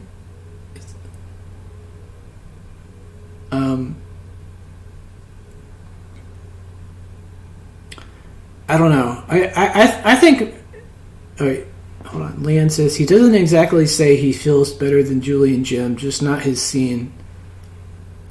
Yeah, I mean, I think basically what this song is saying, in my opinion, is, you know, he probably got into this really nice college because he's smart. He's from probably a poorish background or working class. He's able to hang out with these rich people. And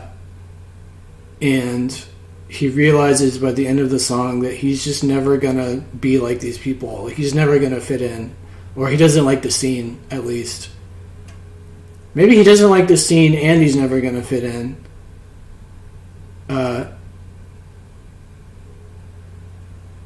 Brad says he wasn't expecting to get surf in his eyes. Hold on. Let's look at this. Oh wait, it's not showing up. Here we go.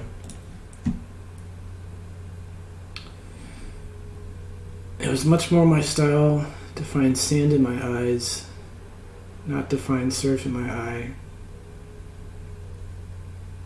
It was much more my style to get sand kicked in my eyes.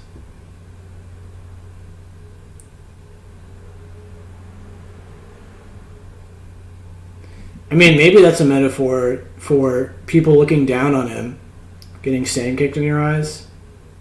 It's like people acknowledging that you're not part of this rich elite. I don't know.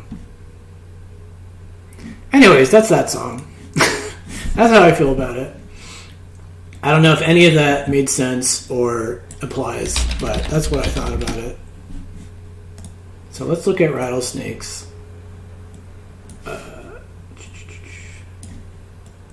Let's see. Just making sure you guys can see this.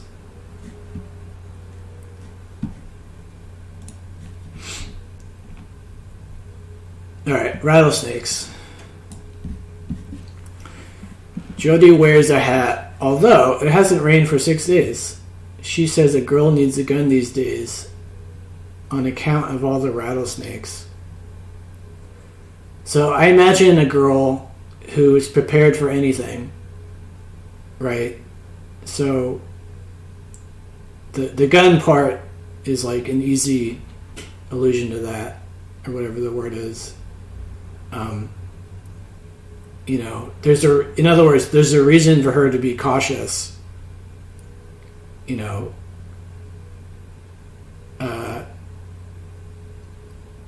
she's prepared for anything. So she's wearing a hat. It hasn't rained for 6 days, although I don't know what a hat has to do with raining. Frankly, I feel like that's more of like an umbrella. I don't know if that's a thing, but I'm assuming what he's saying is that, like, you know, she would wear the hat if it's raining, but it hasn't rained for 6 days. But she's ready for anything, so she just wears the hat anyway. Just as he's saying, you know, a girl needs a gun these days because of the rattlesnakes. You know, a girl needs to look out. She needs to be smart. She needs to be aware of the world around her and be prepared for any mischief. Because, especially as a woman, because women have to deal with shitty men. who certainly exist. There's a lot of crappy men who will take advantage of women. So another way to think about that is her life has been ruined in a way because, well, you could argue her life has been ruined because she doesn't just assume the best of people, she assumes the worst. So she's always prepared. Or you could just say she's being practical and that's just the way the world is and there's nothing wrong with that.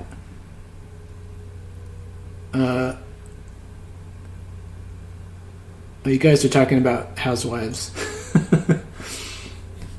Anyways, that's what that makes me think of. She looks like Eve Marie Saint. Eve Marie Saint. That's a typo. She looks like Eve Marie Saint in On the Waterfront. She reads Simone de Beauvoir in Her American Circumstance. Oh boy. What does that mean? That's a pretty deep reference. I've seen On the Waterfront, but I don't remember what she looks like.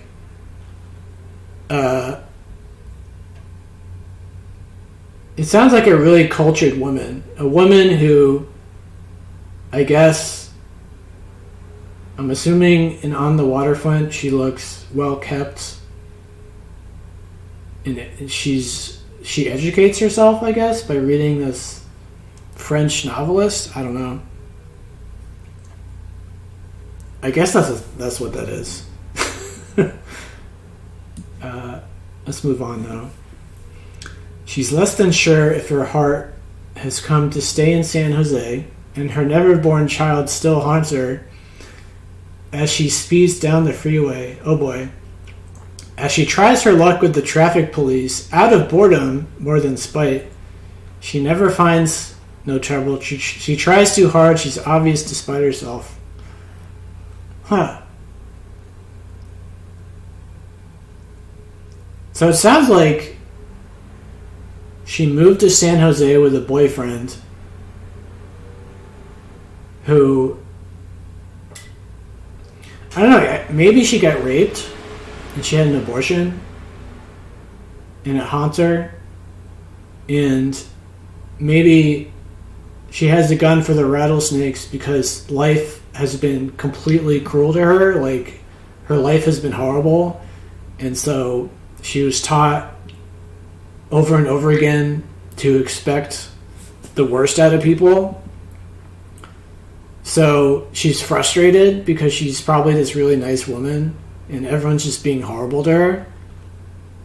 So, you know, she's prepared for a world that's not very nice to her in her own life experience, and she's frustrated. The only thing, though, but then she says she tries her luck with the traffic police out of boredom instead of spite. So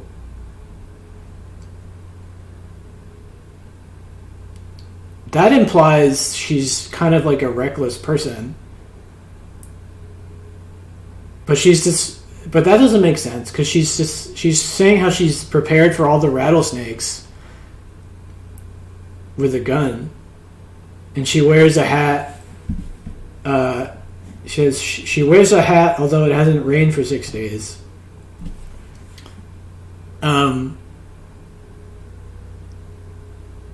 So she's kind of being rebellious.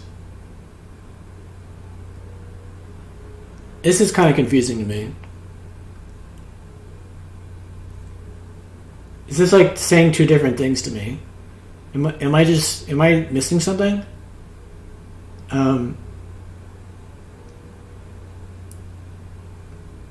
She's less than sure if your heart has come to stay in San Jose, and her never-born child still haunts her.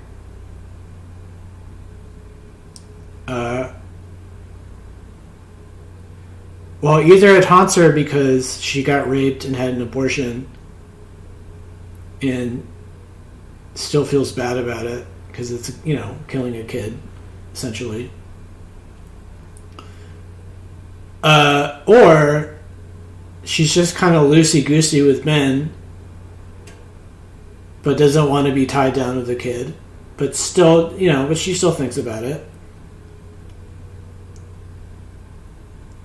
Leanne says, I agree, it's saying two different things. And Brad's saying, this is difficult to interpret. I know. Oh my goodness.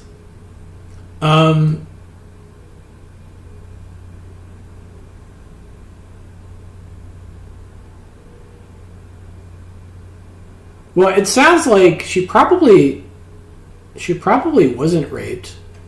It sounds like she's a really free spirit who, she's trying her luck with the traffic police out of boredom. So it sounds like she's this really free-spirited, rebellious girl, but at the same time she's practical because she carries a gun for the rattlesnakes. I don't know if that's a real gun or like a metaphor, but what she's saying is she wears a hat even though it hasn't rained for 6 days. So she's practical, right? She knows that people can be terrible, but at the same time she wants to be this rebellious young person. She got an abortion. She didn't want to be tied down with a kid, but at the same time, she thinks about it.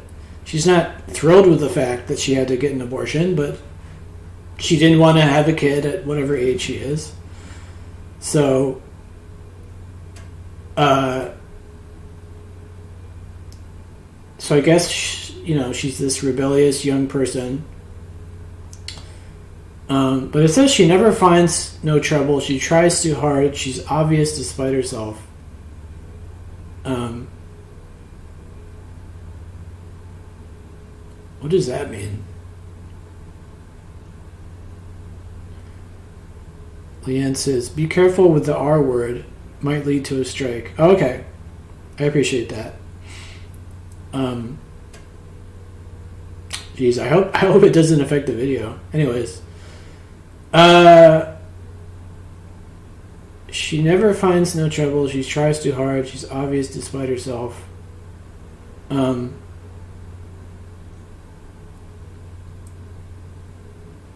Oh, I know what's going on. Okay, so this whole album is a theme about rich people, rich culture.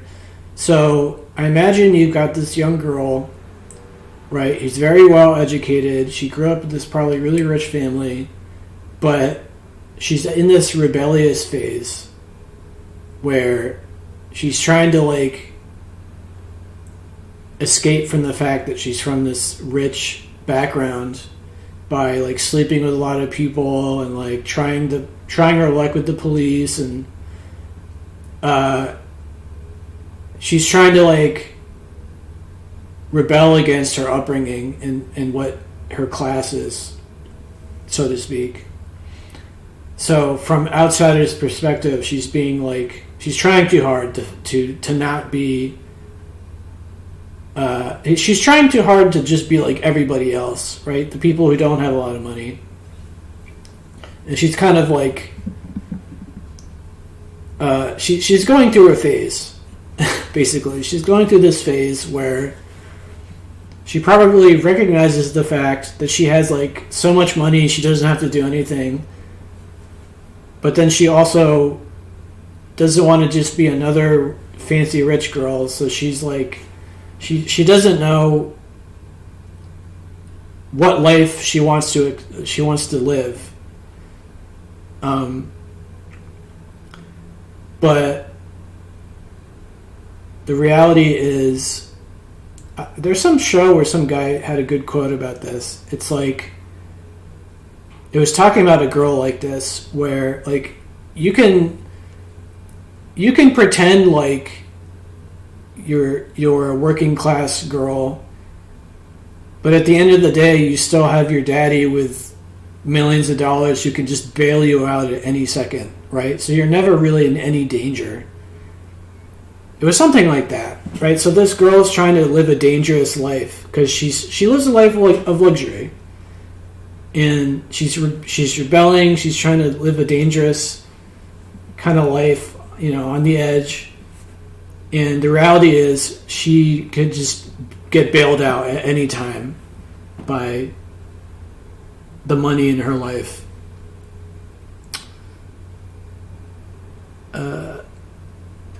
Leanne says they have bots listening for words like that. Oh, okay. Oh boy. Well, hopefully they don't tag it. Anyway, so that's what that makes me think of. She's rebelling against her upbringing and her situation, and it's obvious to everybody around her that she's having this like internal struggle, mental struggle with accepting her reality. Anyways, she looks like Eve Marie and on the waterfront, she says, all she needs is therapy. All you need is love is all you need.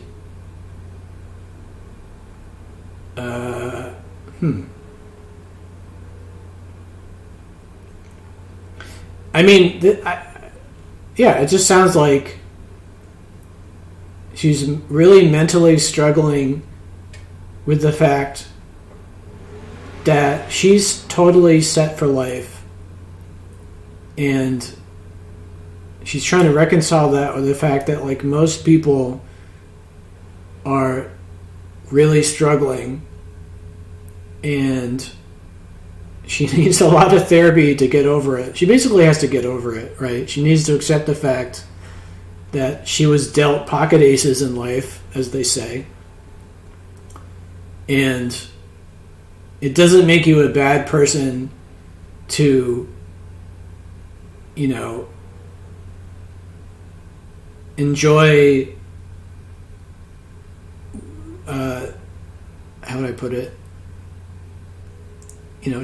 Being born rich doesn't make you a bad person. It doesn't mean you're automatically this or that. But it sounds like she just kind of wishes she was just like everybody else, which, to be fair, a lot of people struggle with the socioeconomic reality of these things, of like, if you're from a rich background, no matter what you do, for the most part, if you try to hang out with a bunch of working class people, it's probably not going to go the way you want. They're probably going to, unless they're really cool people who don't care, they're probably, a lot of these people, I'm willing to bet, might isolate you, or like, they might shun you from their group because you're not really part of their group, right? Like, from your perspective, you're like, oh, I'm a cool, interesting guy. I'm fun to hang out with. I don't care that you're working class. I want to be your friend. But to that person and their friends, like, you don't really belong, right? It takes a certain kind of person to not care. So from this girl's perspective, she's trying to like be cool with the working class people in her rebellious phase, but she's probably going to learn that a lot of people are kind of lame, and they're more interested about how you fit in with their situation than who you are as like a person.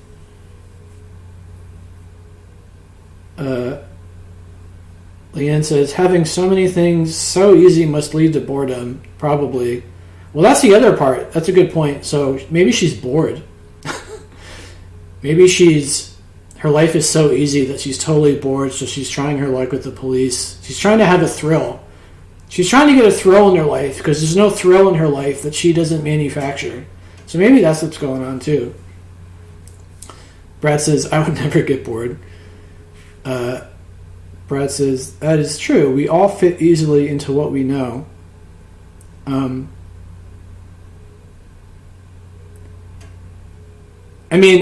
honestly, like, my experience, for example, I like to go to the hookah shop near me, the hookah cafe, and it's a very kind of mostly Middle Eastern, African American crowd there. And I don't care. I try to be anybody's friend who's like respectable to me, who's a nice guy and shows respect. I don't care what they look like or what they do or whatever. But the reality for me has been, since I'm just this like white guy, I have a really hard time fitting in with, or I can't seem to break into the social circle because I'm this white guy at the hookah shop. That's what it feels like, right? They're more interested in the fact that I don't belong in their circle. Hooker cafe? No. Hookah, like shisha. It's a smoking cafe. Leanne says, reminds me of when Winona Judd stole and got caught. You mean Winona Ryder? But I like what you're talking about with maybe what the song is, she's really bored. Like she has this really easy life. She can get anything she wants. She doesn't ever have to work. Right? Life of luxury. So she's bored. She's doing all of these dangerous things to get some sort of thrill out of life. She's getting knocked up, having an abortion, challenging the police. Right? Everybody can see right through her. So that's probably true too. That's a good interpretation. Anyways. So she needs a lot of therapy. She needs to just accept she's got an easy life ahead of her and there's nothing wrong with it, per se. Anyways, let's check this out. Jody never sleeps because there are always needles in the hay. She says that a girl needs a gun these days on account of all the rattlesnakes.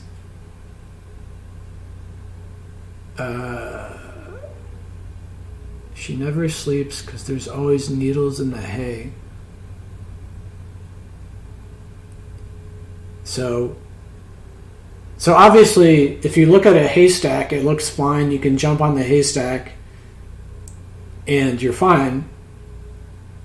But I guess a needle in the haystack in this instance means that, like, even though everything looks fine, sometimes it's not as it appears. There's always danger. There's always potential danger to think about and be prepared for.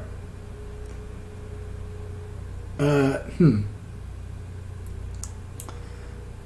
says, hookah is what the caterpillar smoked in Alice in Wonderland. Exactly. I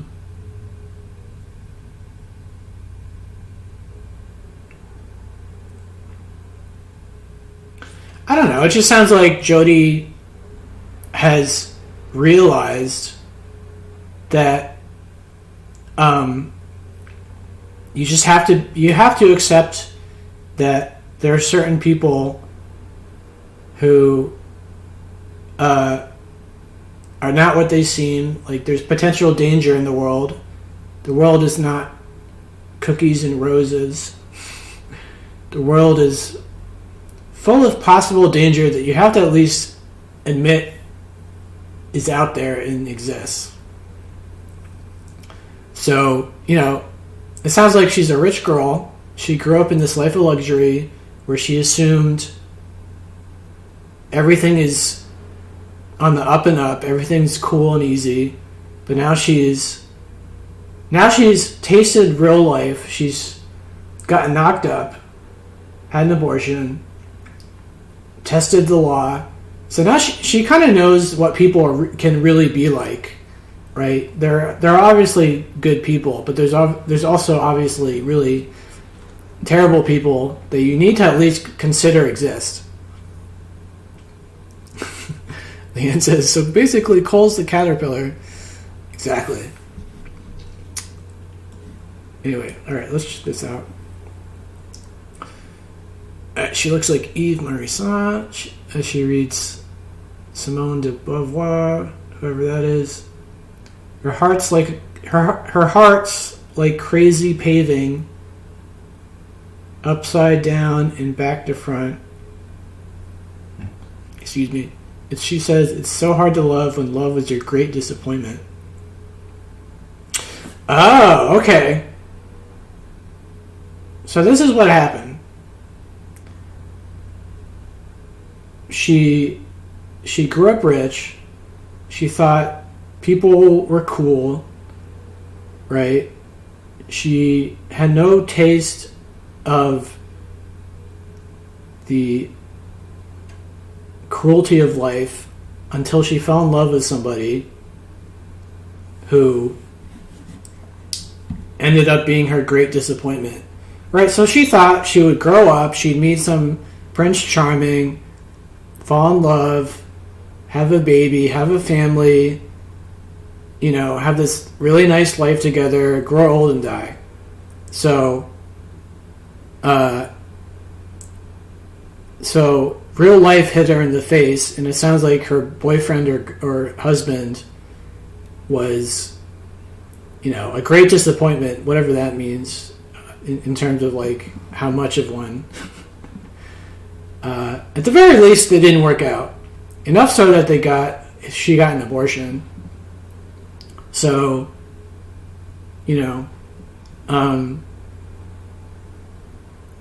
so her whole view of the world is now flipped upside down. Now she knows that things aren't always going to work out, that there are shady people in the world, that not everybody's nice, not everybody has their best interest at heart, and you just have to be prepared for the worst. Leanne says, Simone was a French writer, feminist, social theorist, and existential philosopher. She's best known for her groundbreaking ideas surrounding feminism. Oh, wow.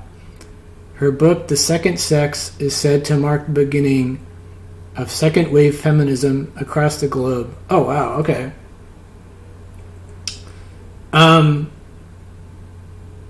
So she's reading feminist literature in her American Circumstance, which American Circumstance, to me, it could mean American, but it could also mean more of like America's a first world country, right? Sounds like she's probably wealthy. It's just another way of saying that, like, her circumstances, she doesn't have much to worry about. So, in theory, she doesn't have much to worry about. But obviously, she has experienced the taste of crappy people, and her perception of reality is skewed now. And she needs all this therapy to reconcile the fact that love, because she was saying how love is all you need, except that she obviously loved this guy who ended up being a huge disappointment, enough so that she had an abortion. So, like, she's having rich people problems in a way. And she's kind of reading about, like, actual real problems from this French writer, this feminist writer, I guess, who's like talking about the normal BS women have to go through. So she's getting an education on the reality, the horrible reality of certain aspects of life.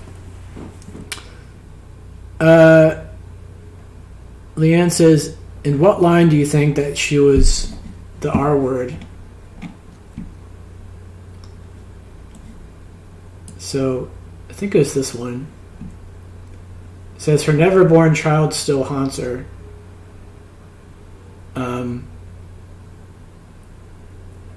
So I originally thought that meant she was R-worded, I have to say now. But now it sounds like she was in a relationship with someone, maybe she married them, and was going to have a kid, but he was just such an awful person. Like you know how this happens, where a woman falls in love with some guy and he ends up being like a domestic abuser. So maybe that's what happened. It's probably what happened.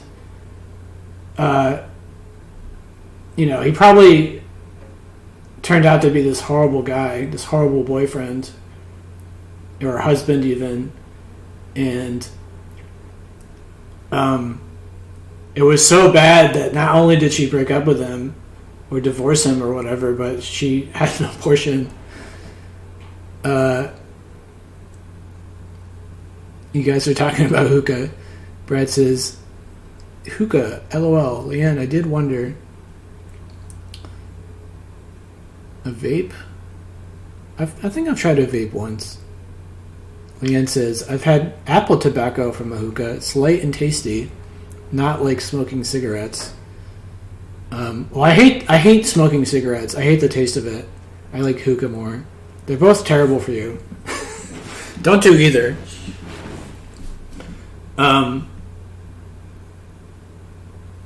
Leanne says, if she had an abortion after the R word, I don't think the baby would haunt her.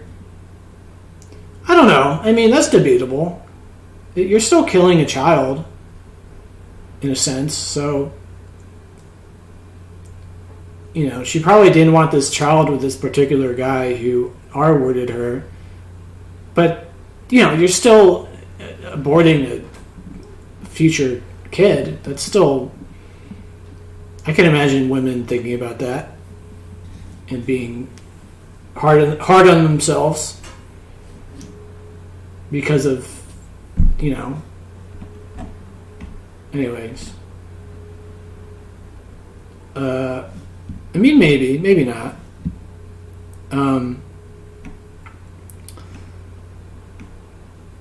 Let's see. All right. Well, there's 7 more songs. I don't think we're gonna go through every song. This would be like a 6-hour stream. Yeah, it's a tough decision, Brad says. It's a really tough decision to be pregnant from that situation. Well, actually, you know what? It's interesting because maybe the subtext is she got pregnant from her ex, and maybe the ex doesn't even realize she was pregnant. Like, I have a sneaking feeling that she got pregnant from this horrible ex-boyfriend that she left, and she had an abortion, and he didn't even know she was pregnant. That's how bad it was. Like, she didn't even tell him, and that maybe that even haunts her. It was like she was probably the only person who knew. Brett says, I hope not. It's 5 a.m. in the UK. Oh my goodness. Leanne says, Cole, very insightful. I would have brushed over that baby line and missed all of that. I'm just trying to, like, figure out what's going on. I could be getting this song completely wrong. There's probably somebody like, well, Lloyd Cole said in an interview that this song is about this, and obviously, like, you're wrong.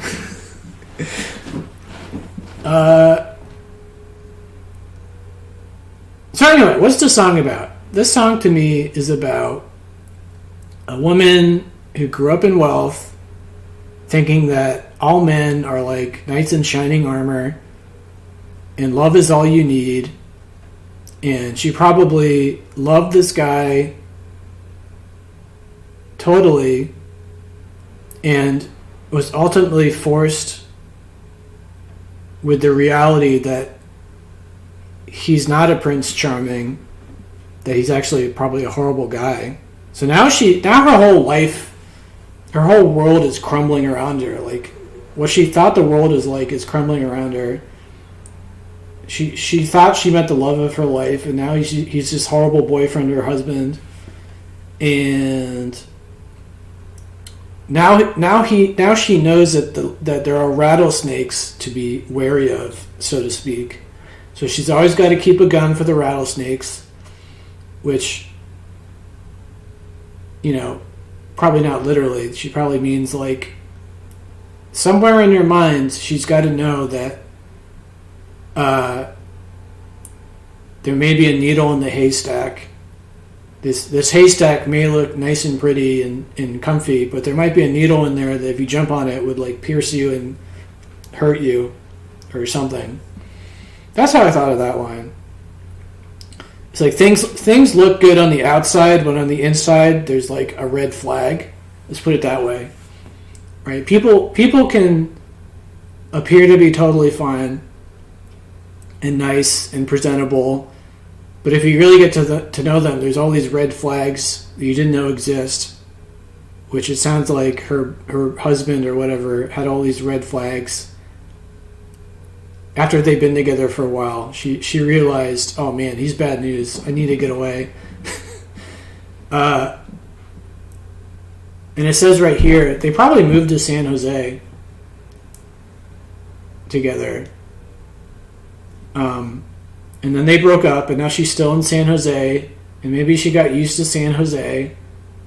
She kind of likes it there, but at the same time, San Jose reminds her of all these horrible things with her ex, like including having an abortion.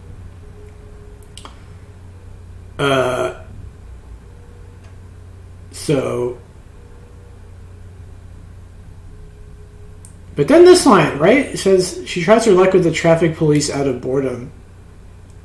What was I saying before? I think I was saying she's trying to throw in some danger into her life because her life's so easy. But we were just talking about, well, she just had danger with her boyfriend. Now this contradicts itself to me, because on one hand, the song is about this woman trying to have some danger in her life because her life's so easy.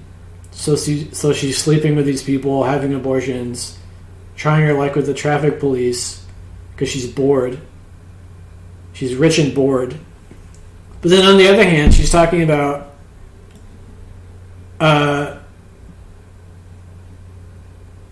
it's hard to love when love is your greatest disappointment. So it also sounds like she did have danger in her life. Her danger was her horrible ex-boyfriend. So that's a little confusing to me.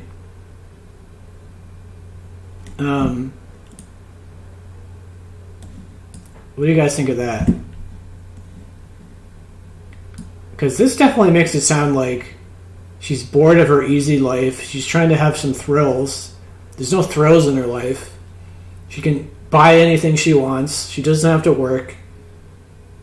Probably all that's expected of her is to just find some rich husband.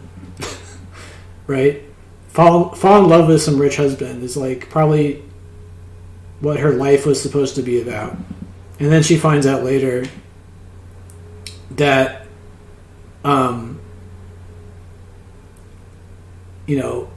love is not what it is in fairy tales. Love is not necessarily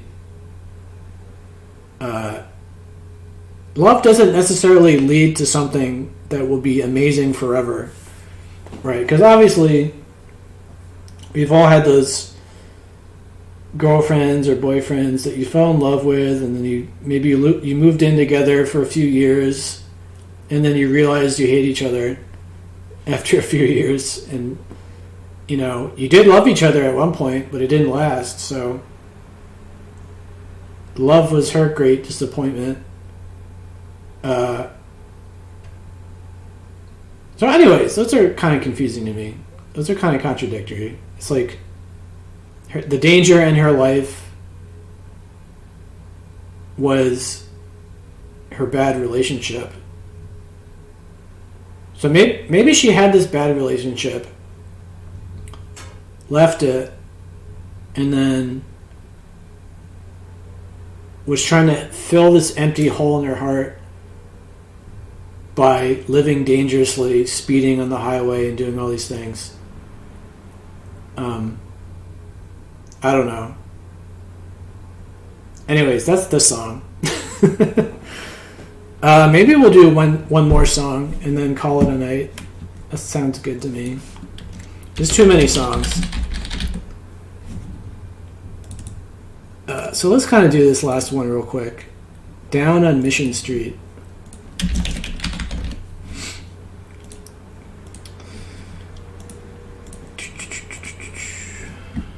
Let's see.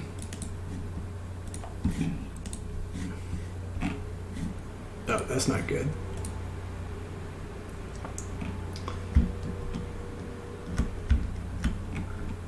Okay. Alright, this is track 4. Some say Charlotte Street? Yeah, we can do Charlotte Street. Why not? Yeah. Leanne likes Charlotte Street. Let's do that one. Or is this the one you meant?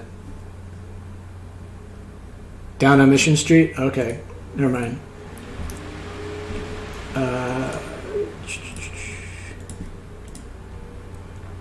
Okay.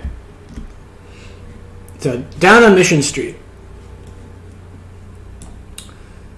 Some say that you may soon be leaving town. Do you tire of chasing all the women around? Will you never be contented with your life? Will you always be the one who won't think twice? So it sounds like I know a guy who's like this, or kind of like this. It sounds like he's describing somebody who doesn't really ever consider he's not terribly concerned with his behavior. He's like a woman chaser.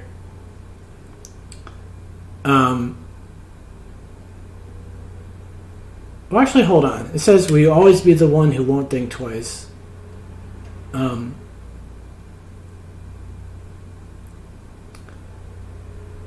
Which implies that, like, he likes to chase women around, sleep with a lot of women, but he doesn't seem to care about how that makes him look. But then on the other side of the coin, he's saying, some say that you might be leaving town, which implies that maybe he's kind of screwed up. He screwed himself up so poorly socially in this town by like sleeping with everybody that nobody likes him anymore, and so he literally has to leave town and go find another town where nobody knows him.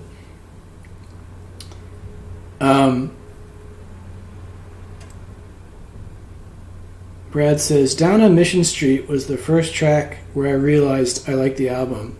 Oh, cool.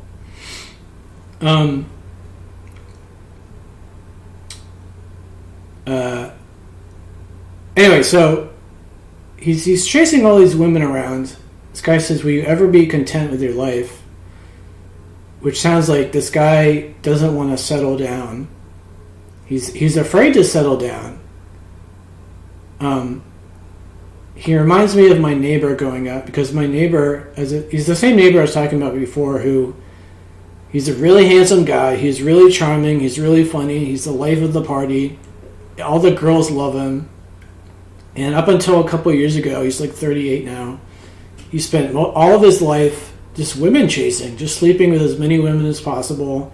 He would date. He would have all these super hot girlfriends. A lot of them had great jobs too. Like a couple of them were like doctors. This is like a working class dude, and he'd be dating these like 10 out of 10 doctors, working as an electrician, but he'd always be like sleeping around at the same time. He would be cheating on them. He would not settle down. He wouldn't just find someone he connected with and settle down. He was just like, he was obsessed with well, I guess with sleeping with people. I don't know. Maybe he's a sex addict. But anyway, and he had a similar kind of problem where like he got to a point where like he couldn't go to the bars in my town that I live in anymore, because like everybody knew him and knew how bad he was. just like constantly sleeping with people and like being kind of scummy, honestly. So he had to leave town to go to bars in other towns to find people who didn't know who he was.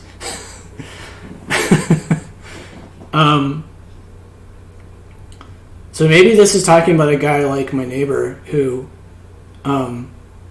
has ruined his relationship so badly in the town he's from that he has to leave town and find a place where nobody knows who he is so he can start over. So maybe that's what's going on. Anyways, let's move on. When you go down on your knees, you're so hard to please. You're so hard down on Mission Street. I'm assuming he's praying. When you go down on your knees, you're so hard to please. That's got to be praying, right? Leanne says, "Wow, he used up the town, so he needs another town." Exactly. The town knows what he's all about now, and so like he has to go to a place where nobody knows him. That was literally my neighbor. He was just constantly chasing women around. Anyways, so when you go down on your knees, you're so hard to please. Down on Mission Street. What does that mean? When you go down on your knees. Maybe he's not. Maybe what this is saying is he doesn't realize how good he has it. It sounds like he's praying for like a better life or something, but he doesn't see all the good stuff he has going for him. Like, he's not content with his life, as he was saying, so he's hard to please. So, this guy doesn't seem to understand all the good things in his life. All he sees is like what he's missing out on. So like when he's going out with a girl, he's not content with the girl. He's always looking around for the other girls he's missing out on. Right? He's so hard to please. So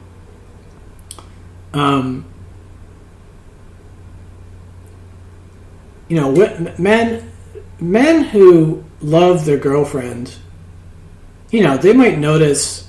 We might be out at a restaurant, and I might notice like, oh, that's a cute waitress, but I'm not like obsessed with that. Of like, oh man, I wish I wasn't dating my girlfriend so I could sleep with this waitress because they're so hot.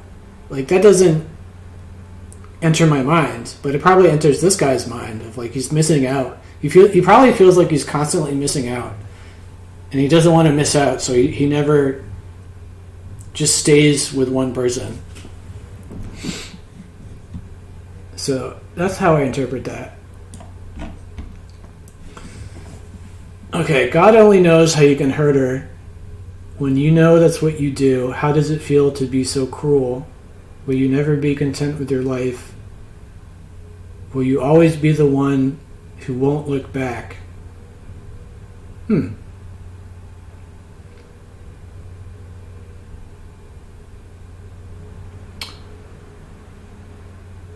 So,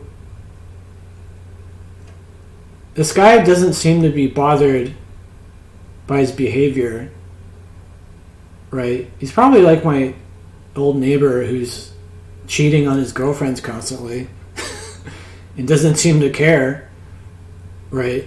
The guy's like, and he knows this about himself. He knows that he seems to be totally okay with the fact that he'll like be somebody's boyfriend, right? He doesn't need to take that next step. He doesn't need to take that step of like, okay, I'll be your boyfriend or boyfriend girlfriend. He doesn't need to do that and then cheat on them. He could just be single, right? Why doesn't he just be single and sleep around? But it sounds like he has a bad habit of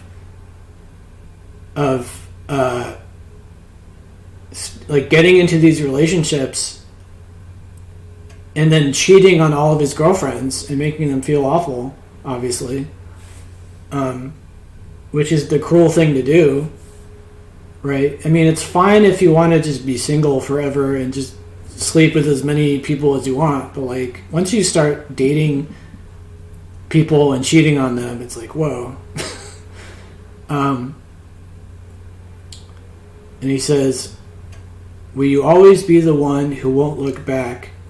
Which I guess means he has no regrets, or he doesn't want to have any regrets.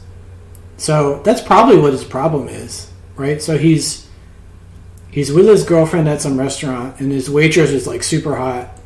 And in his mind, now he's having regrets because he's like, well, I like my girlfriend, but man, this waitress is hot. I want to sleep with her. I'm going to regret not sleeping with her. And like that becomes more important to him than his girlfriend. Yeah, Brad's like, exactly. Why use her? Something's wrong with this guy. Leanne says, this might be my ex, come to think of it. Okay. Oh, goodness. That's bad. I hope that wasn't true in your life. Those men do exist, like my neighbor. He totally exists. I mean, I guess on some level I get it. If you know how attractive you are as a man. I mean, he was a 10 out of 10. He still is, but now he's married. But back in his heyday, up until 36, he knew that he was a 10 out of 10 and could get any girl he wanted, he could sleep with. He was so good at it. So just let's try to understand the life of somebody like that who, especially as a guy, it can be tough, I would imagine, to know that you can sleep with every hot girl you ever encounter and then decide not to just pick one and only that one. Like that, I mean, I'm not condoning his behavior, but like, I can understand at least why it would at least like come to his mind of like, man, I could have any girl I want. Which one do I pick? Which one do I settle down with? I mean, it's one thing to have that thought, but it's another thing to cheat on your girlfriends, which is not cool. But anyways, let's move on. This is the same thing. Okay. Oh, I wonder if this is the same Julie. It says, Julie said, your eyes are blue, your lips are cold as stone. Ooh. She picked you up and you put her down and messed her place around. Yeah, it's a terrible boyfriend. Will you never be content with your life? Will you always be the one who won't think twice? Yeah, I mean, this guy, he won't think twice because he doesn't want to have any regrets. He wants to sleep with every hot girl ever, like my neighbor. But he also, like,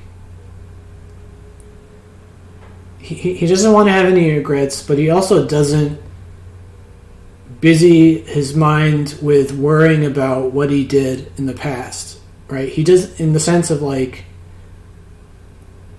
he probably knows that he was really crappy to his exes who he cheated on, but he doesn't let it get to him. He doesn't let that disturb him. So maybe he's like a sociopath. Which he probably is. But I like this line. He says, Julie said your eyes are blue, but your lips are cold as stone. So what that says to me is he's this really good looking guy. He's got these probably piercing blue eyes, but his lips are cold as stone, which means he's probably constantly telling her lies of like, oh, I love you, you're the only one, like, I'll marry you one day. He's probably like just full of it. And, she picked you up and you put her down and messed her place around. So, like, it just sucks to think of all these women who are now dating this guy, thinking he's her boyfriend, he's not cheating on her. And from her perspective, it's like, oh, I found the one, maybe. And I'm so excited. He's such a good looker, but also he's, like, obviously probably very charming and funny and all these things. And she thought she found, like, this awesome guy, but the reality is he's just, like, full of BS. He's just a player. Leanne says, if you're really good looking or famous, you get a pass. Look at Shannon and Gene Simmons for examples. I just can't relate. Like, I just cannot imagine cheating on somebody. I mean, I can understand having the thought. I'm sure even women have this thought of, like, they see someone really beautiful or, like, really handsome. Let's say they're with their boyfriend somewhere and they see someone who's just, like, obscenely handsome. They probably have that thought of, like, oh, wow, he's really handsome. And then maybe you might have this, like, brief sexual thought. But, like, it's a whole nother thing to then,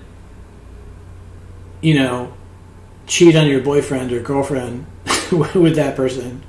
So this guy's a total player, and I don't know if sociopath is the right word. You have to be something. Yeah, whatever it's called, where you don't regret your actions or you don't really care about how other people feel.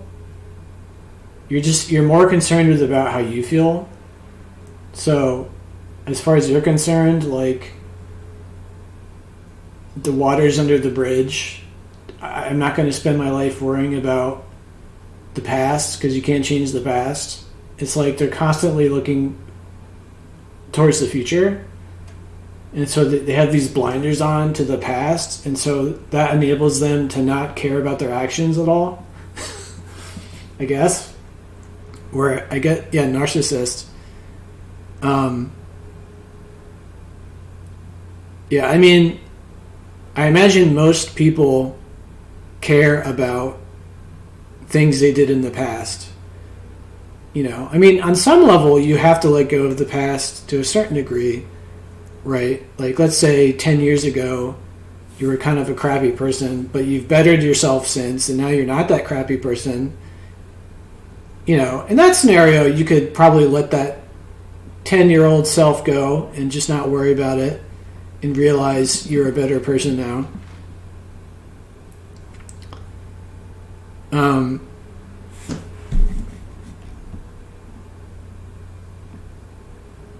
So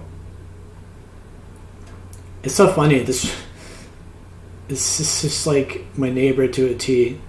He's just like, he's used up all the women in bars in his town. Everybody knows he's a piece of shit. So he's probably going to leave town soon and go find some other victim of a town and use up all the bars and women in that town. And he just doesn't care. He doesn't care about what people think about him. He doesn't care. He doesn't care about hurting anybody. He just doesn't care. He's just like a psychopath or something. Anyway, so that's that song. That's the first 4 songs on this album. Obviously, I didn't say anything about the music. Brad says, I wish I was your neighbor. Dude, oh my god. He abused being handsome so hard. It's just like, he didn't care. Anyways, Leanne says, narcissistic personality disorder. is a mental health condition in which people have an unreasonably high sense of their own importance. They need and seek too much attention and want people to admire them. I don't know if that's necessarily what this is. I feel like it's a little different.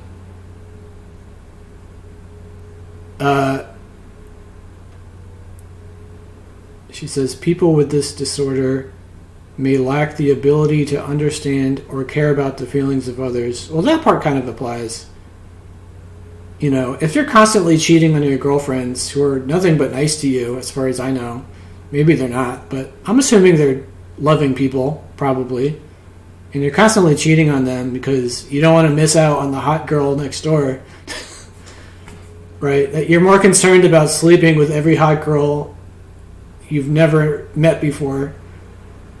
Yeah, you clearly don't care about the feelings of other people. So,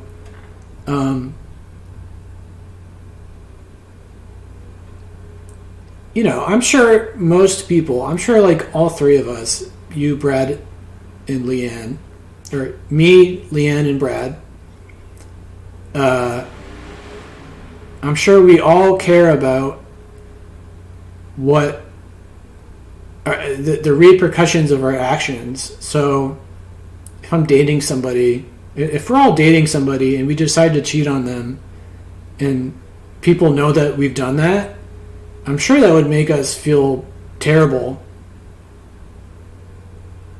right?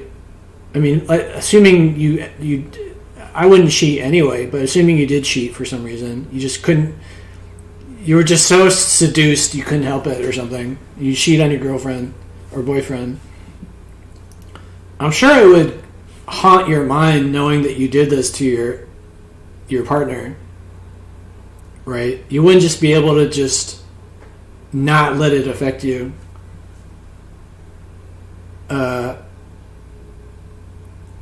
So that's the difference, really, is if I somehow cheated on my ex, I would immediately regret it, and it would haunt me.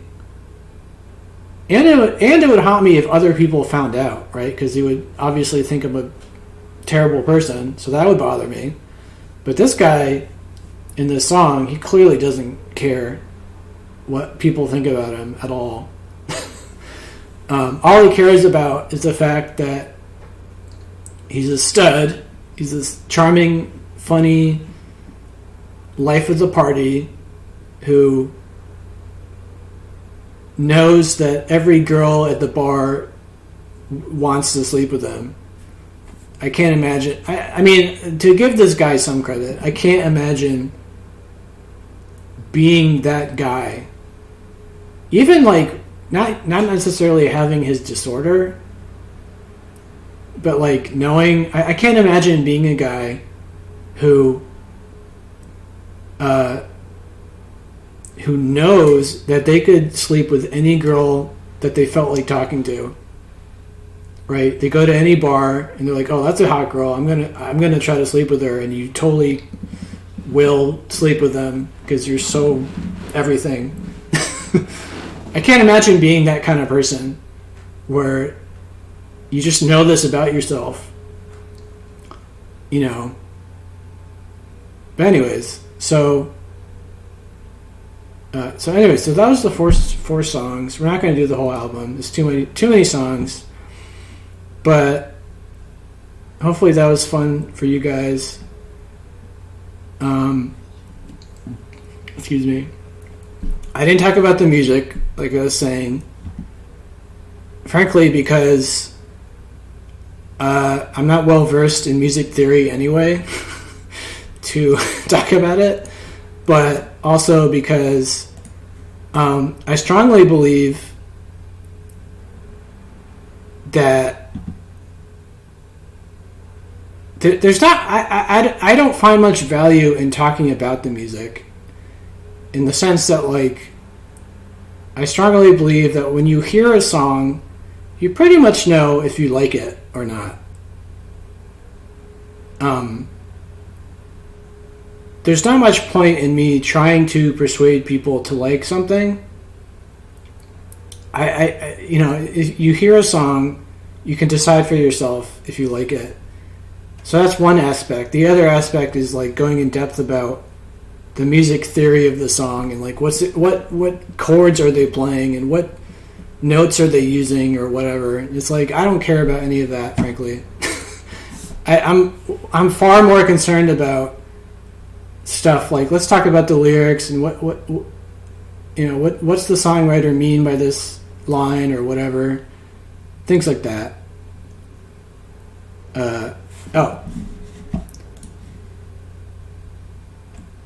Leanne says, Cole, show your face again. Sorry about that. Brad says, next week I will definitely research the lyrics. I mean, you don't necessarily have to. You can do what we did tonight and just look at it with a fresh perspective and just kind of on the fly, like whatever comes to you. Just talk about that.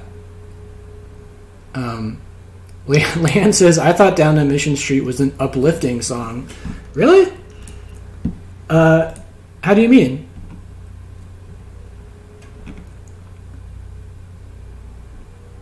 How is it uplifting? I mean, to me, this song is depressing because it sucks that there are people like this who just have no concern for others people's feelings.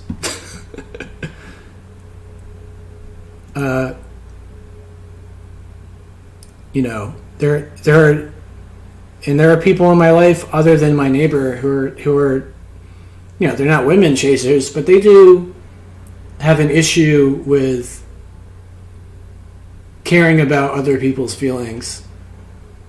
So I find that kind of depressing that there are people like that.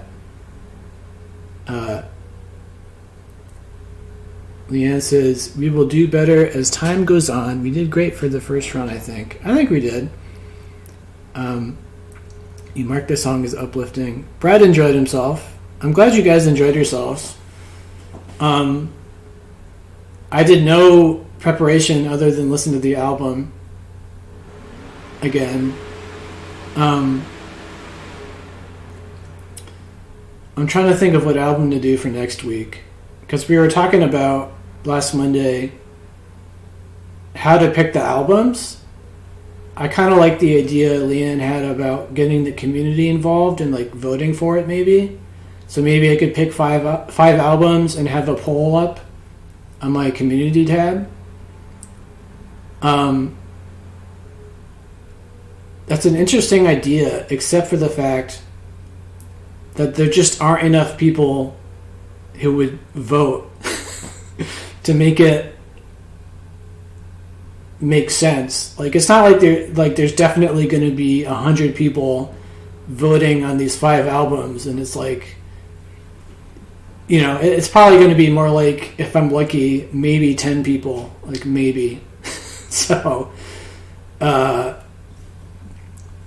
don't know if maybe later we could do that if we get more people watching, but like for now, I feel like my 2 options are either I just pick one. It's always going to be an album I like, by the way. And again, you don't have to like the album. Hopefully you like them. But I'm always going to pick an album that I enjoyed because I'm trying to keep it positive. So either I could just pick one, or I could have like a jar with a bunch of pieces of paper, and I could just write down.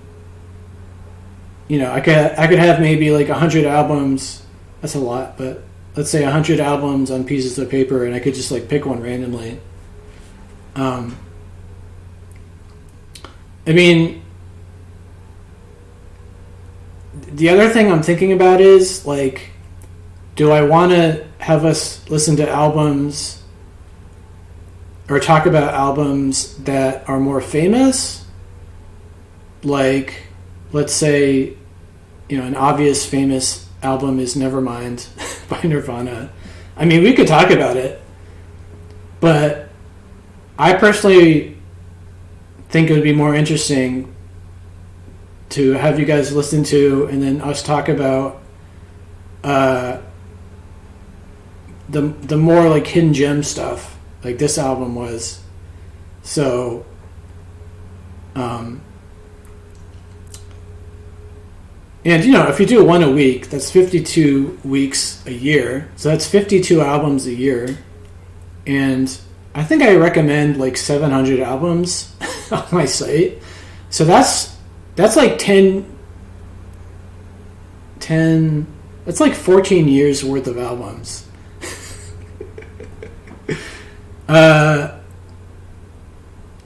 Leanne says, how about Fresh Music Fridays? Oh, that's catchy. I like New Music Fridays a little bit more. But we can play around with it. Leanne says, how do we decide? Popular, rare, old, new, genre? Brad prefers hidden gems. I personally prefer to get the hidden gems out of the way first. I'm not opposed to talking about like Nevermind by Nirvana as like an example, but if the idea is that like everyone's homework is to listen to one album, like their homework for 7 days is to find time to listen to one album, I kind of want that album to be more of a hidden gem, and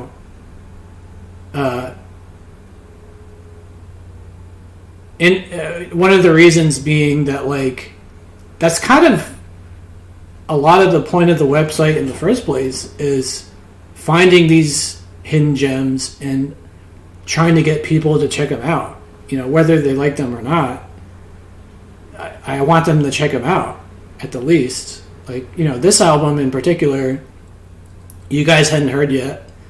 I hadn't heard it until a couple of years ago, and I imagine most people have never heard this album. So, and then of course, not only have most people not heard this album, but I really liked it. So hopefully, other people like it. I don't know. Brad likes the idea of listening to something he hasn't heard before. Leanne says, I agree. I think there's enough videos on popular albums. Yeah, the only thing, like, probably the biggest reason to talk about those big albums is it would get more eyes on the channel, probably. Right? Because, how many people care about talking about some random album from 1984 that no one's ever heard before, right? Other than like super music nerds like me, right? Who cares about Lloyd Cole and the Commotions in 2023? Like, nobody cares. So, but obviously there's a lot of people who care about like the big bands. They want to talk about Nirvana and U2 and all these bands. Leanne says, I think your best bet is to do a mix. I could do a mix, but like I said, there's only 52 weeks in a year, and if I do one album a week, I don't know, we can figure it out each session. Like, maybe you could be like, next week, like right now, I could ask you guys, next week, do you want your homework to be a more popular album or a hidden gem album, quote unquote? So let me just ask you guys right now. It sounds like you want the hidden gem album. Brad says his buddy knew Lloyd Cole when he was telling him about it. Oh, okay. Leanne doesn't care if it's popular or not. Like I said, the only thing I am interested in having people listen to albums that I thought were really good that aren't getting a whole lot of love. Right? There's a lot of albums like that on my channel or on my website. So like I was saying, like that's mostly the point of my project, is to try to find these hidden gems and get people to listen to them, because it's frustrating to find an album that like blows me away, and then I find out that nobody's listening to it. like nobody's even heard of them. That's frustrating. So Brad wants a hidden gem, and Leanne says, how about a hidden gem related to something in popular culture? What would be an example? What do you mean related to popular culture? Like what are some examples of that come to mind?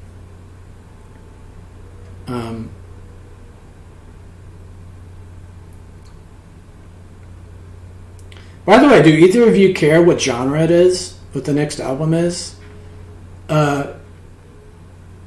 I think I mentioned this last time, but I'm not concerned with genres, really. I'm more concerned with like individual works. So, like I like this album, Rattlesnakes, as a work, and it's described. You could describe it as jangle pop, right? It's just a description of what it sounds like. So,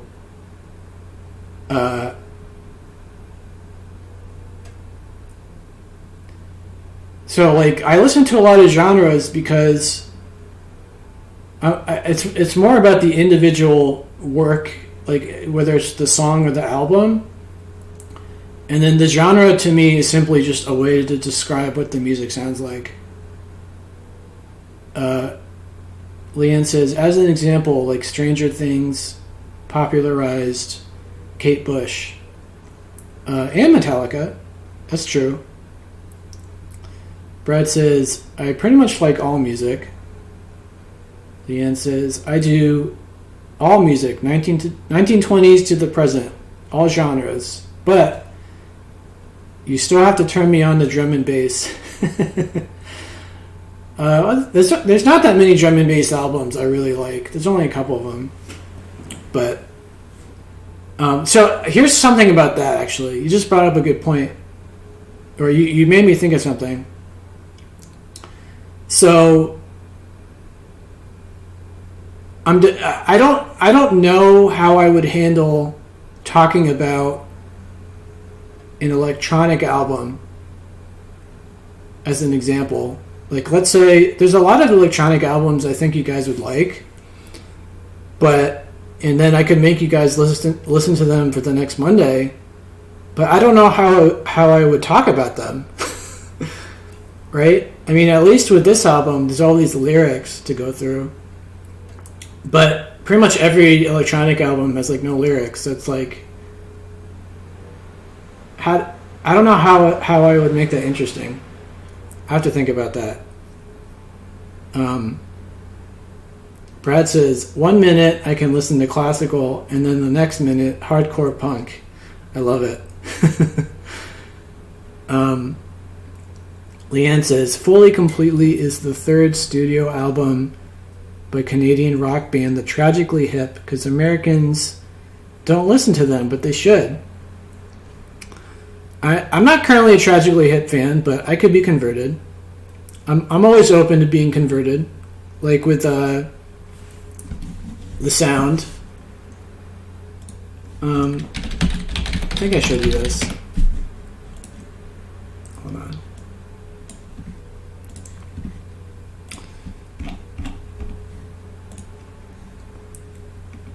So yeah, this was the album from earlier.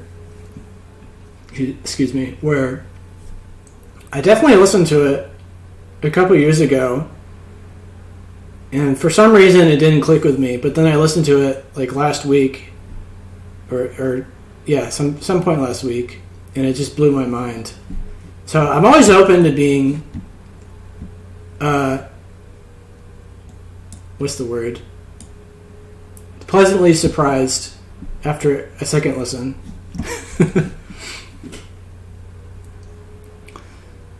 Leanne says, that's why I suggested foreign albums. We have to interpret without relying on the words. Same as cinematic ambient dungeon synth. Well, so it's funny because I have, I think, 3 electronic album reviews on my channel, which have no lyrics, really. But somehow I managed to cobble together a story with each of those albums, just based off of like the names of the songs and then what was going on in the songs. And my favorite one of those is hold on, my Andy Stott review. Let me find it.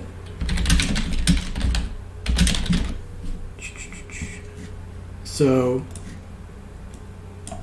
this one right here, I'm really proud of this one because the album like has no lyrics. It's all electronic, but I was looking at the song titles and like what happened, and I was listening to the songs and I was like, this kind of sounds like a story. Like there's no official story to this album, but it sounds like there's a story. So I kind of made up one. Anyways. Leanne says, I have 57 playlists. The majority is music. You cannot scare me. I'm down. I like that. I mean,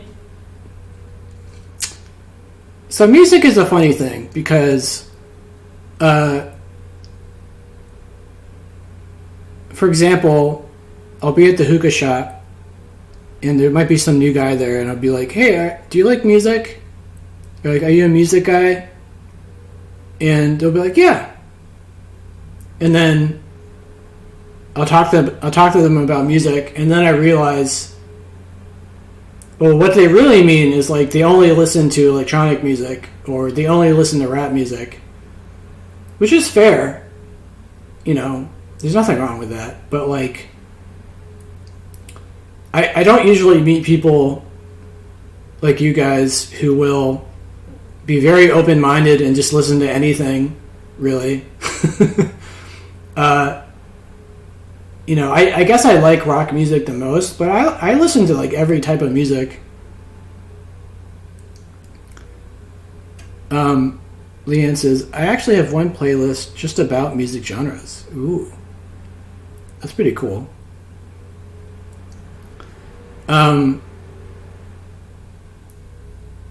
Brad says, find something that scares Leanne, I'm down. Well, you know what? Maybe we could... Okay, so first of all, let me ask you guys, have you heard From the Lion's Mouth by The Sound? I had another album in mind for next week, but maybe this one would be a good one because we're talking about it. Sort of. So have you guys heard this album?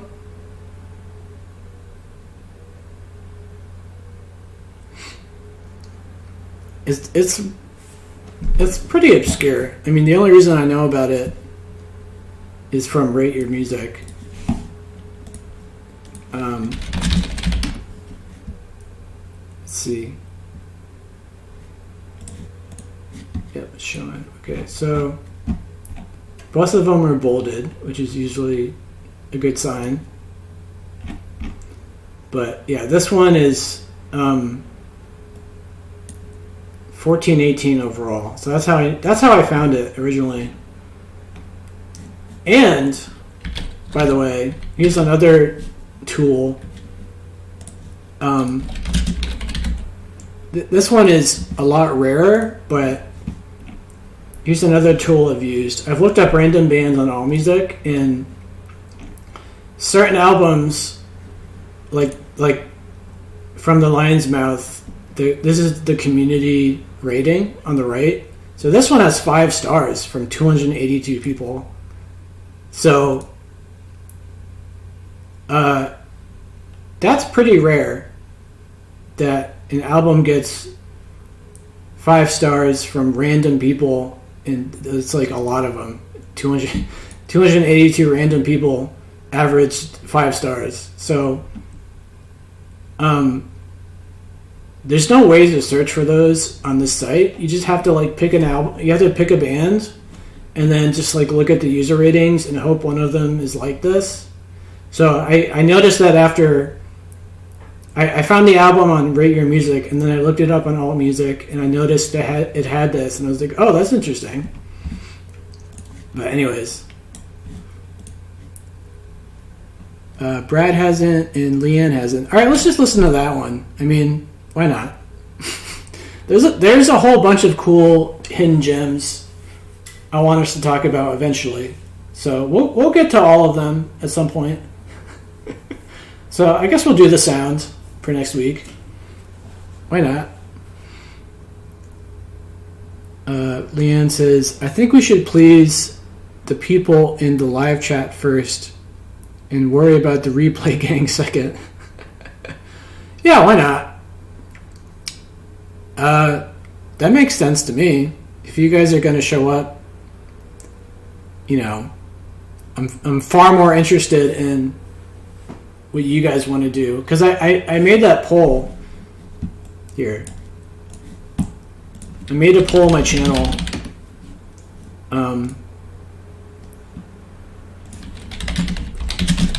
Let's see. So I made a poll. You know, do we want to have a live stream talking about albums I discovered since 2018? And 13 people said yes, but there's only, 2 of us here. The only problem is, like I was saying last week, these 13 people probably live in various parts of the world. So they probably would watch if they were able to. I don't know where they live. Leanne says, I am Robin to your Batman. I love what you're doing. Well, I appreciate you guys showing up and helping me. I honestly didn't know what to expect when I was streaming last Monday. I was honestly thinking, like, nobody's even gonna pop in the chat, because, like, I think about this sometimes, because there's a lot of Twitch streamers I watch, people who play games on Twitch, and some of them I met randomly in real life. They're like, oh, I have a Twitch stream, and then I go on their stream and there's nobody watching. But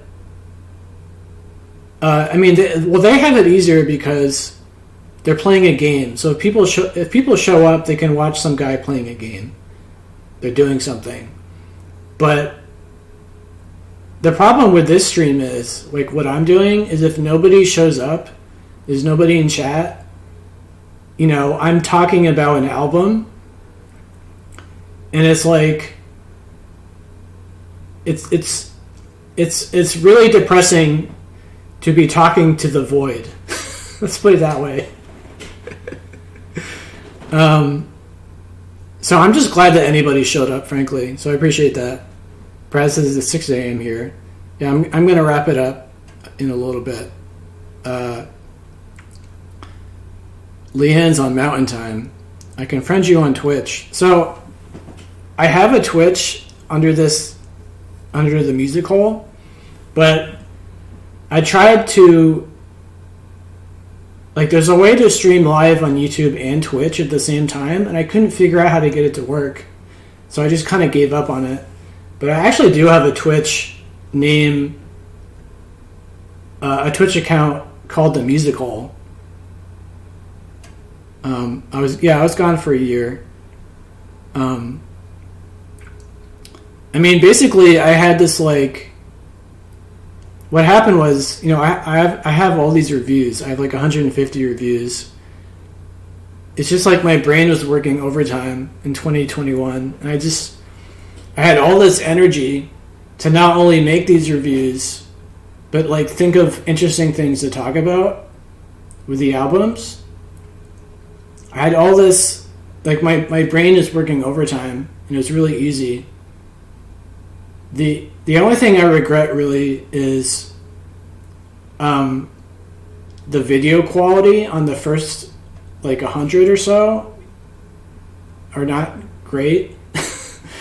Then I eventually got to like 4K video and they started to look really good, but like the first 100 or so reviews, I was using a really bad software and not so great of a camera.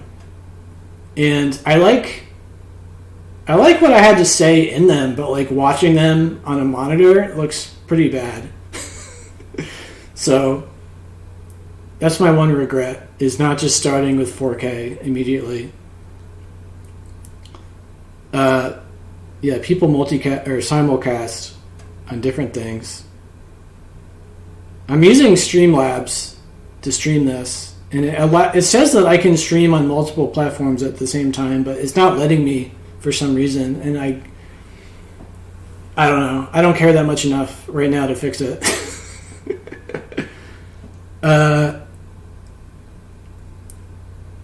Leanne says, music people do care about that, would they? Wait, or don't care about that, would they? Oh, I don't know. I mean, probably not. Probably most people are just listening and not even watching me, frankly. But there's a little perfectionism in me, so when I go back and watch these old videos, I kind of cringe that the video quality is not like as good as possible, right? Because we're in 2022 or 2023 where everything is 4K 60 frames per second, right? I mean, it's just the way it is. So it kind of bothers me.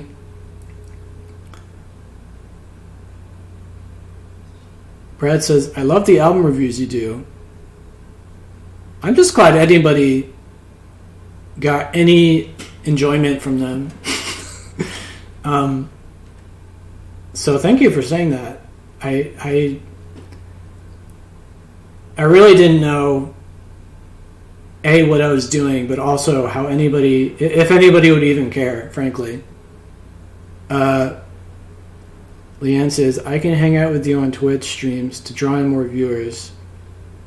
Well, as far as streaming goes, I can't do it all the time. I can do it maybe twice a week, Mondays and Fridays.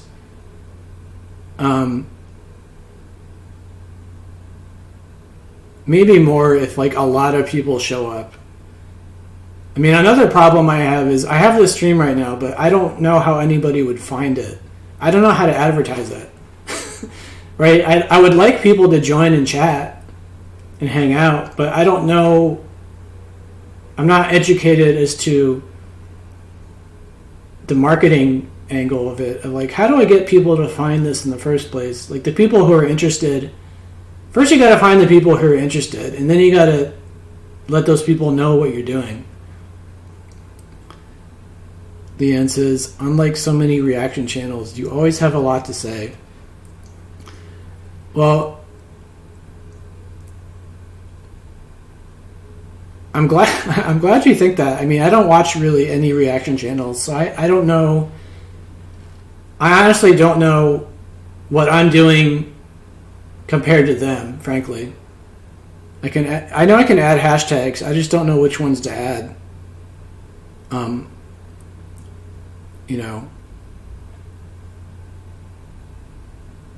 Shorts draw people in. Make a short for every upcoming album.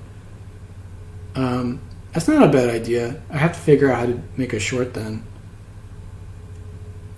I guess I would have to buy streaming software or video editing software again. Darn it. Or I think it was a subscription I was using. Yeah, shorts. I'm addicted to like Sopranos and Breaking Bad shorts. I keep getting those and poker. I keep getting Breaking Bad, Sopranos, and poker shorts. Music Mondays for one hashtag. Yeah. So I'm curious, do you guys follow anybody? Any other music people? Like the big one obviously is the Needle Drop guy who, if I'm being honest, like he's very good at what he does, but he's a really good YouTuber, but I'm a little sad that our music taste is totally different from each other's, in the sense that like when he's excited about an album, I usually don't like it. So, which is fine, but like, I wish I did like it. You know, I wish, because he's obviously doing a lot of content and listening to a lot of stuff, so it would make it a lot easier for me if we both had similar taste, I guess. Leanne says, you just shut off the video at like 55 seconds. That's all I did. I follow every music channel I find. Well, I'm interested in other music channels. If you want to like send me links to some other ones you follow. I'm always looking through playlists. Like I'm always listening to other people's playlists, other people's favorite albums lists. You know, I just listen to everything, and I hope I like something. You know, that's all I do in my free time is I listen. I try to find stuff I've never heard. I make this giant playlist, and then I go through all the songs and just hope I connect with at least one of them. Brad says mainly music podcasts. Well, I don't know any music podcasts either. I mean, feel free to send me some links, both of you guys, in chat or whatever. Or you can message me on my Facebook page as well. You know, I'm always... another thing I'm interested in is finding good ideas. So, like, for example... you could send me... So for example, a good idea I had was I noticed that none of the other YouTubers... This is a few years ago. I was looking at other music YouTubers, and a lot of them were not making playlists for, like, for example, they would rate albums, right? They're like, oh, I gave this an 8 out of 10. And they had a rating system. Well, on their playlist tab, they didn't have any playlists separating their rankings like I do, for example. So, like, every album, if you go on my channel, you go to my playlist tab, every album I gave 3 stars, which is my top rating, is on a playlist called 3-Star Albums or whatever it's called. So if that's the only thing you care about, then they're all right there, easy for you to find. But like my experience was that like pretty much nobody was doing the equivalent for their channels, and I just thought it was really weird.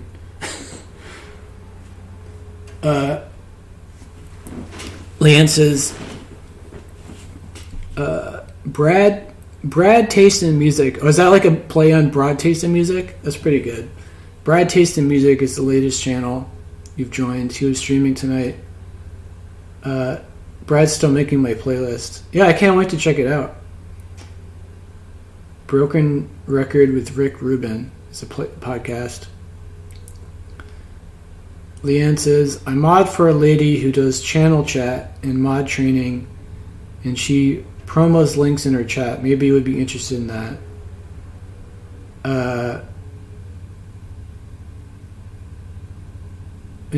Interested in promos links? What do you mean? I mean, here's the thing. Here's my number one problem. I spend all my free time listening and then trying to find what I think are interesting songs or albums to share and talk about. But my number one problem is I don't know how to market it to people who care about that.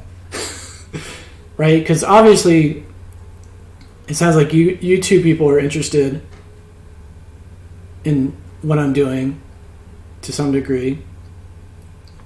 So you care. And I'm sure there's a lot of other people who would be interested as well. If only they knew about the channel. And I don't know how to market it. Basically. Oh, interested in her channel chat sessions. It's YouTubers helping YouTubers. I mean, I guess I could check it out, see what it's about. Yeah, I mean, because I don't know how to do the whole hashtag thing. I'm sure there's like, I mean, here's the thing, like, I didn't go to school for any of this, for video editing or YouTubing or marketing. You know, I don't know how to do any of this stuff.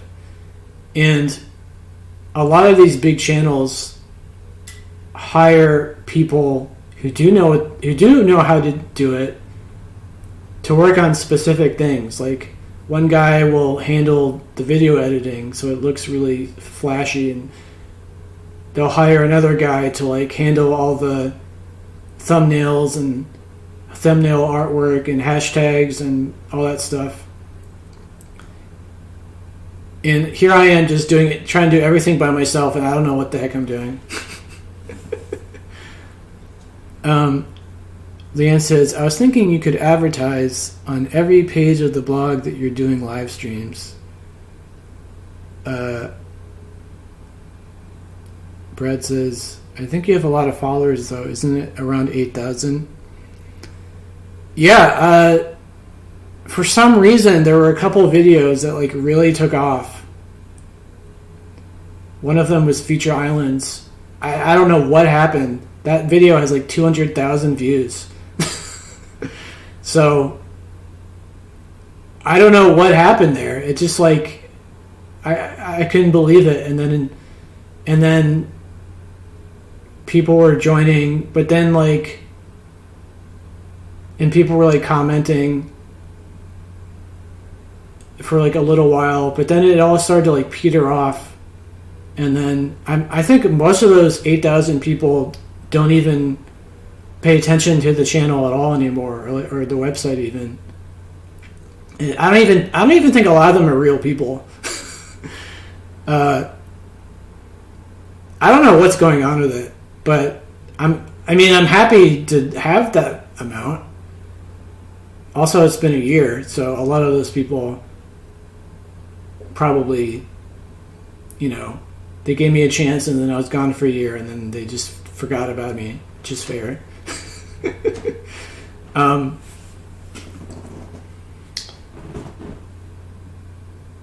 I like streaming. I like doing this. There is a lot of pressure, though, to some degree, of like being interesting the whole time.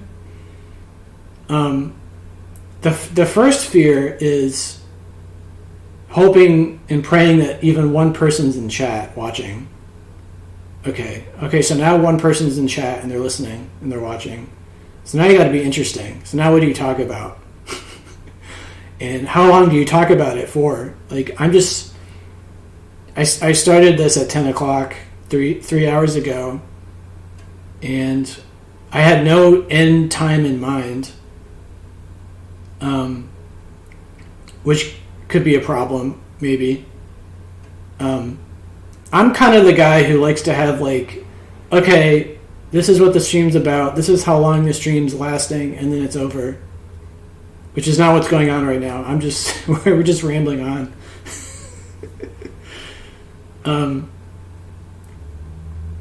So,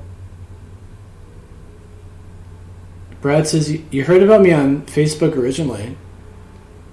Oh, wow. How was that? How did that happen? Leanne said, I forgot about you. I saved your Tame Impala review video, put it in my albums playlist, and told myself I would listen to the record, and then I forgot. So I don't know if you watched that video, but that's one of the videos that I think I was saying last week. The video was fine for like 6 or 7 months, and then randomly I got an email saying that like 1 or 2 of the songs in the video are now like blocked. So now the video is blocked, and you have to cut. YouTube will allow you to cut those sections out of the video, which is, I'm pretty sure that's what I did. So there's like these awkward, there will be these sections where like I'll talk about track 1, and then I'm like, okay, now we're going to talk about track 2, which, with this title, and then I'll awkwardly skip to track 3, and then you're like, what happened to track 2? Well, what happened to track 2 was I had to cut the whole thing out because the band blocked the video 7 months later. So it's like, either I take down the whole video, or I have these awkward cuts that really irk me, but it is what it is.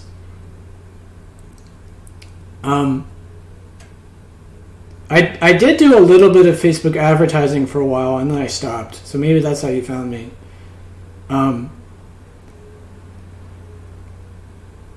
So when I did that, I actually got a lot of really negative comments from people calling, saying I was full of it, because I was trying to think of like what would entice somebody to check my channel out, and I was trying to think of ideas, and one idea I had was, well, maybe I could mention how many records I've listened to, or checked out, rather, is a better way of putting it. So at the time, it was like 50,000 records. And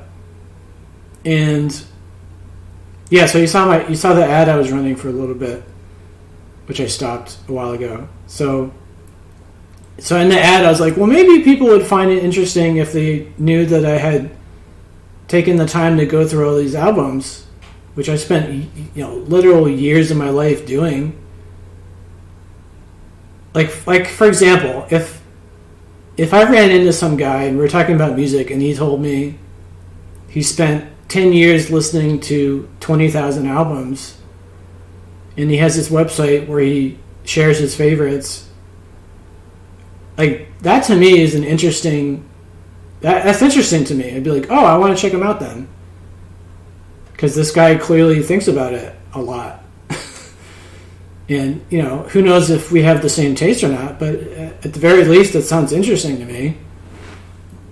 So I kind of thought that that's how other people would interpret that information. And the reality was, most people were saying, there's no way you check that many out. What are you, like 23? Like, the math doesn't add up, and there's all this comments about that. Like, it's BS, that's BS. I'm like, well, that didn't work out. That didn't go as planned. I was just trying to think of a way, like, why would anybody care about my channel? Why would anybody care about what I'm doing? And, one easy answer to that is, well, somebody might be interested in what I think about the lyrics, which is what my reviews are. So that interests certain people. They want to hear me interpret an album. They find that interesting. So that's one thing. But I was more focused on, like, the database part of my website of, like, here's all the albums I really liked, and then I made playlists later, which I'm also proud of. Like, here's all my albums I really liked, and the songs and the playlists. How do I get people interested in listening to them? Because there's too many records. There's too many songs. That's the reality. There's too many songs and not enough time in the day, even for somebody like me who spends all of his free time listening to new stuff. Right? Time is valuable to people. And the way I was looking at it is, I want to maximize, to the best of my ability, the quality of your time. So what I mean by that is, if you're going to take time out of your day to spend 45 minutes to listen to an album, at the very least, even if you don't like it, which album should you listen to? So one album would be an album that I gave 3 stars, which is my top rating. So it's like, well, okay, maybe I won't like this album, but at the very least, here's somebody who's so excited about it, they gave it this crazy score. So maybe it won't be a waste of my 45 minutes, which is valuable time to me. Does that make any sense? Like, even, you know, out of those records that I've listened to, I've only liked about like 1.5% of them, which is not a lot. But even that 1.5% of 50 whatever thousand is more time than most people are willing to spend listening to new music. Leanne says, yes, that's what I tell people. You listen to 50,000 albums. She says, my crush is in the UK. He cannot attend, but I'll send him the links. Oh, I appreciate that. Brad says, exactly, your passion for music. I just want to get into and speak to like-minded people. Leanne's already sent him last week's link. I appreciate that. Same here, Brad. I mean, the thing is, so far in my life, in real life, I haven't met anybody who's an open-minded music listener. Which is, there's no issue with that. It's just, I wish I found more people who were like that. And what I mean is, I was talking about this earlier of like, everyone so far that I've talked to about music, they're all the same type of person.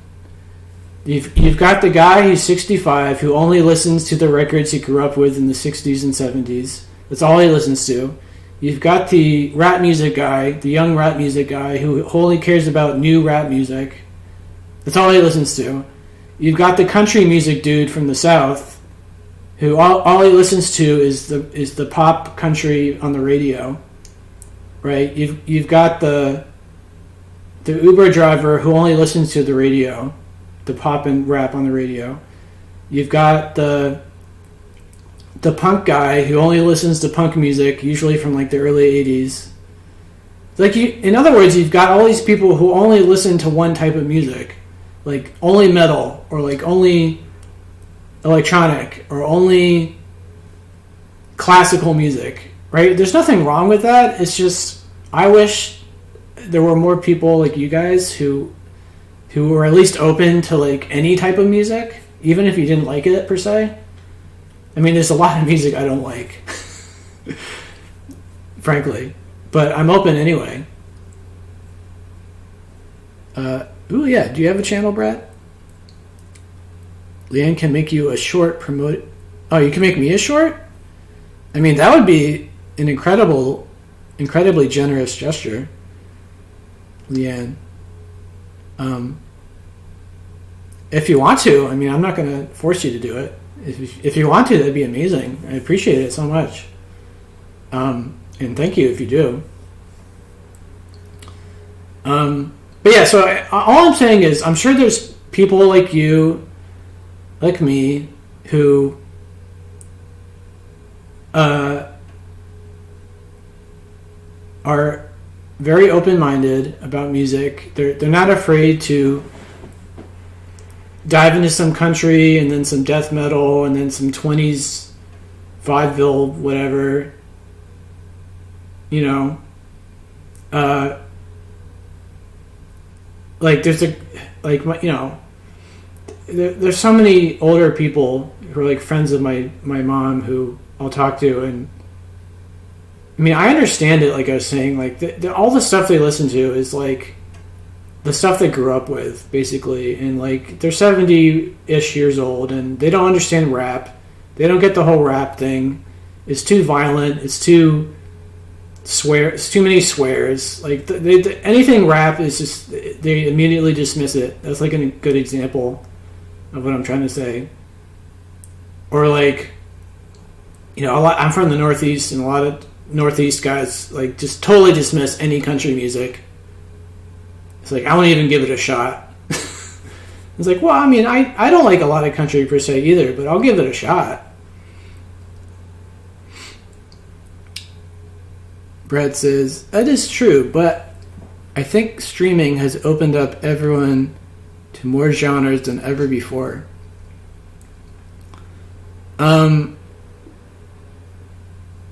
That's true. Leanne says, I can make a promo video, save your lives to a playlist, put you in my featured channels list. People listen to what they grew up with. I refuse to become like that. I mean, like I was saying, there's nothing wrong with that. It's just, a lot of it is a time problem. People just don't have enough time. Right? Their free time is valuable. And I'm blessed with a lot more free time than other people. And I personally choose to spend most of that free time checking out new things and hoping I really like them so that I can share them. You know, not just music. I mean, I try to keep up with movies, video games. Those are my big three: movies, video games, and music. The thing with music, though, by the way, this is amazing, is for like $10 a month, I have access to like every album ever, practically, other than like Neil Young and Joni Mitchell. But pretty much every album for $10 a month on Spotify. Whereas with movies, right, you gotta pay all this money for streaming services. Sometimes you just have to rent the movie for like $6 on digital. It's a lot of money. So like, I would love to do the same thing I'm doing with music with all the movies in the world, but it just costs too much money. It's a lot more time, obviously, because movies are longer, but it's also more expensive. Leanne says, I love Lil Yachty. I'm unfamiliar with Lil Yachty, but time is the issue. Yeah, so time is an issue for most people, understandably. So like I was saying before, I am trying my best to... anything that I put on my playlist or any album that I put on my website, what I'm essentially trying to say is these are worth your... I strongly believe, personally, that these are worth taking time out of your day to check out. You know, hopefully you like them. Maybe you don't like them, but I strongly feel with every inch of my body that this album is worth at least one listen if you've never heard it before. Right? That's all I can do, is just feel really strongly about something. That's why I'm really picky. That's why out of those 57,000 albums, there's only like 700 on my website. Because I'm trying my best to be as picky as possible. And what else?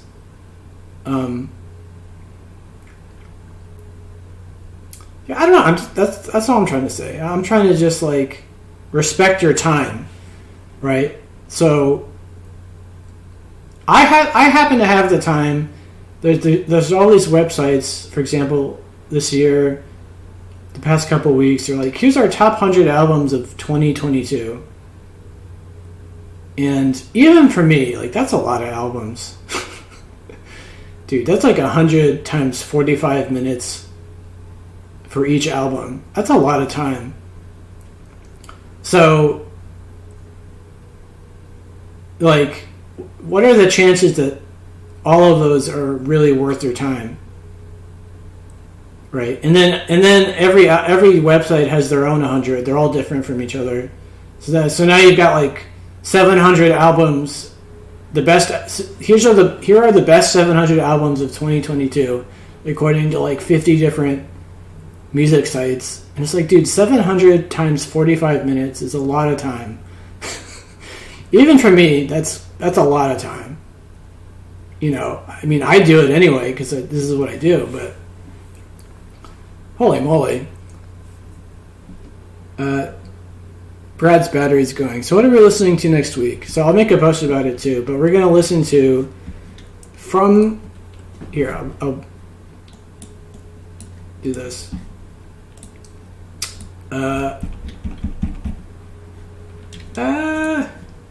Hold on. Sorry. Let me bring it up. Well, I'll make a post about it, but as well. But we're going to listen to this album. Can you see it? From the Lion's Mouth by The Sound from 1981.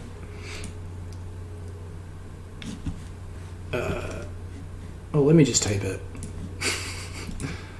From the Lion's Mouth, The Sound. Might as well do that one.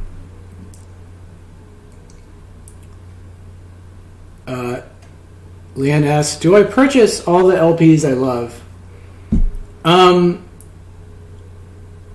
Yes. Not necessarily on vinyl, though. Hey, what's up, Hawk?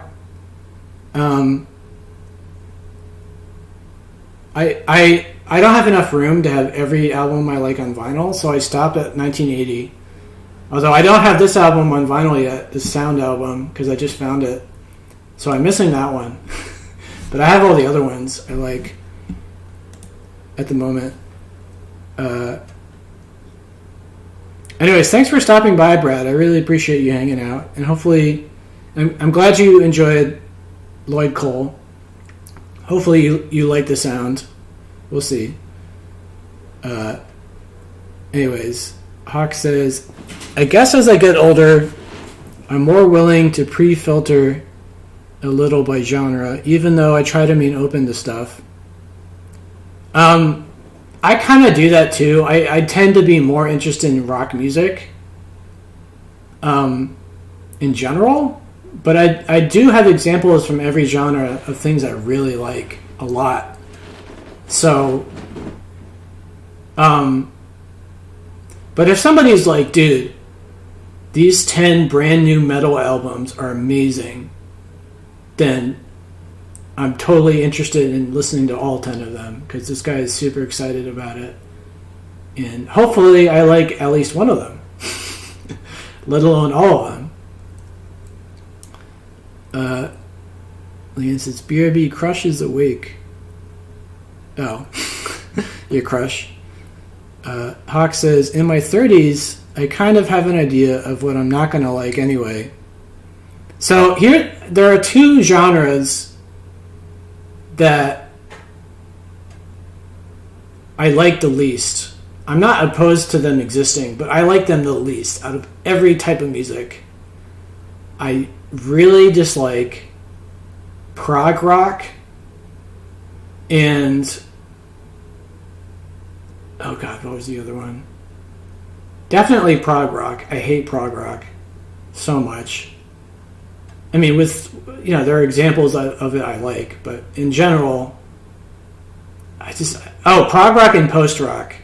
So like Godspeed You Black Emperor, I can't stand it. I can't do it. With some examples of I do like some, like the first Mogwai album. I think it's post rock. I love that album. That's a great album, in my opinion.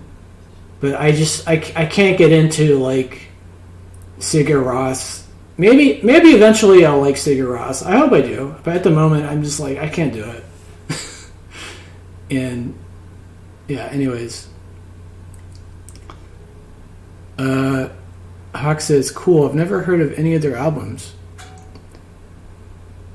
Welcome back, Leanne. Leanne says, I might know the sound, but can't remember by name.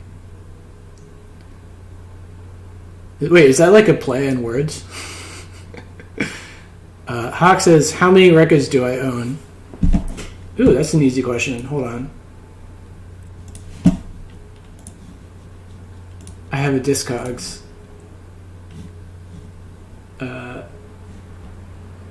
Apparently I own 756 albums on vinyl, according to Discogs. So give or take. And I have a couple albums from like before 1980, but everything else is after 1980. Wait, is it that many? That seems like a lot. Maybe it is that many. Let me look.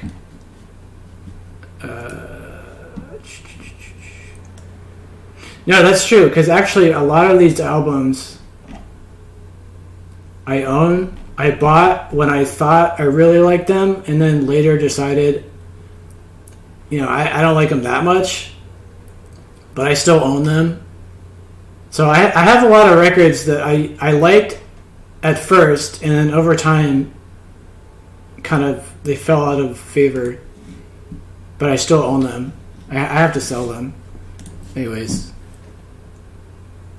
So are we meeting on Friday for New Music Fridays? We could. I mean, I'd have to figure that out, because, like, what album would we listen to? I guess I could just pick a random one.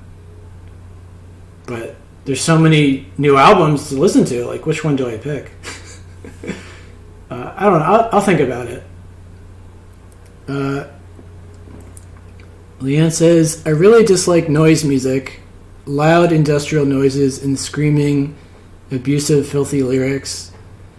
I understand the appeal of, like, for example, Screamo.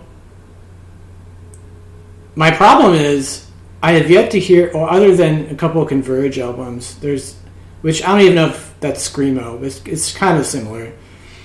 My problem with these Screamo bands is their songwriting is just really poor. Like, they don't have talented songwriters, in my opinion. Like, I haven't found any Screamo band, unless you want to count Converge as one, that has a talented songwriter. Like, they all just sound the same to me. However, I understand, like, I get the appeal of it because it's a certain sound, it's a certain energy, and it's probably just passive background music for most people who are into that genre, I'm assuming. So they probably don't care. They're not terribly concerned with the lack of songwriting quality. Hawk enjoys Kviker from Sigur Rós. I have to listen to Sigur Rós again, because there's so many of them. There's so many Sigur Rós albums that get really high reviews on the internet, and I really hope they grow on me. I really do, but at the moment I can't stand it. Hawk says, maybe check that one out if you haven't heard it, because it's not like most of their stuff. I've heard all their albums at some point or another.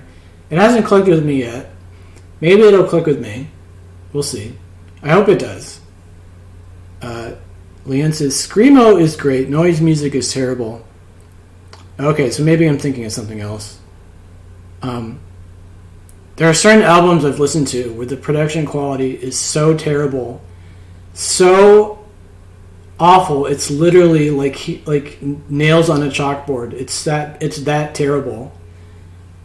Which is one thing, but the surprising part to me is, like, I found these albums because somebody, like, handpicked them as, like, the best of 2012, right? Like, they'll have a best of 2012 list on Radio Music, and then I'll go through their list, and, like, they'll have these random albums where the production is, like, nails on a chalkboard bad quality, and I'm just like, how does anybody even listen to this? Like, it's physically painful to listen to this album. I don't have any examples off the top of my head, but I've heard several albums like that where, like, I can't believe anybody on planet Earth listens to it. Hawk says, there's good noise music too. It's a very vast genre in itself. I'm sure there is. I mean, if I've learned anything, there's probably examples in every genre of songs I would like, if only I heard them. So, you just got to keep digging. By the way, I was thinking a lot about information.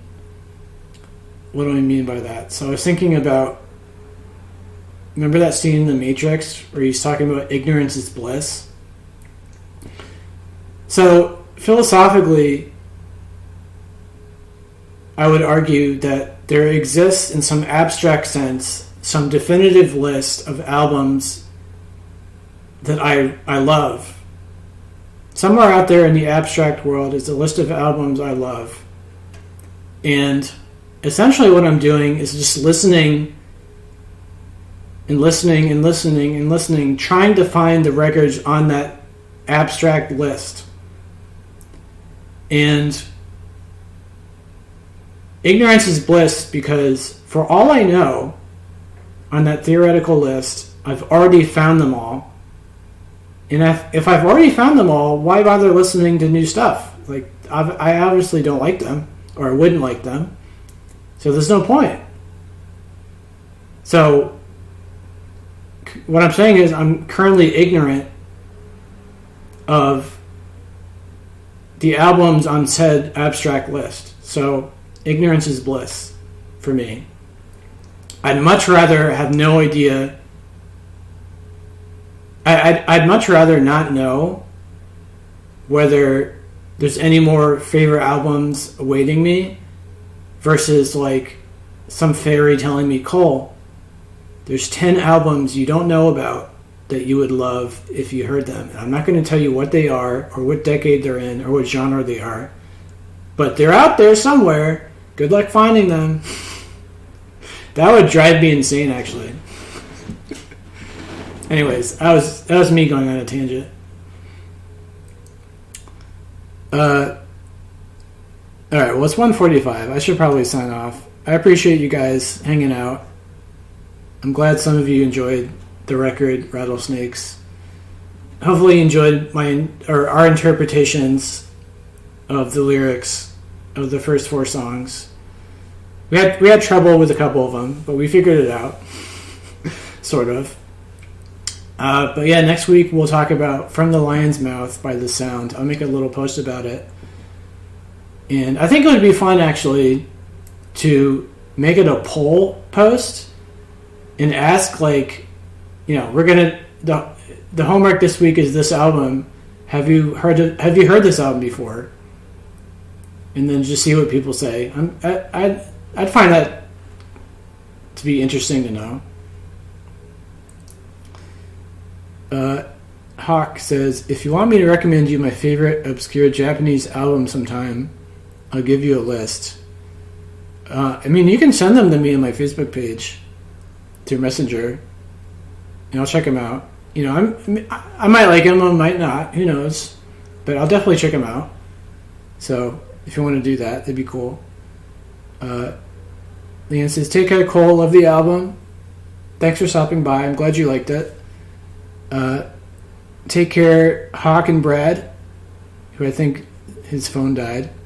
But yeah, I'll see you guys maybe Friday. I gotta think about Fridays. Maybe Friday, but definitely next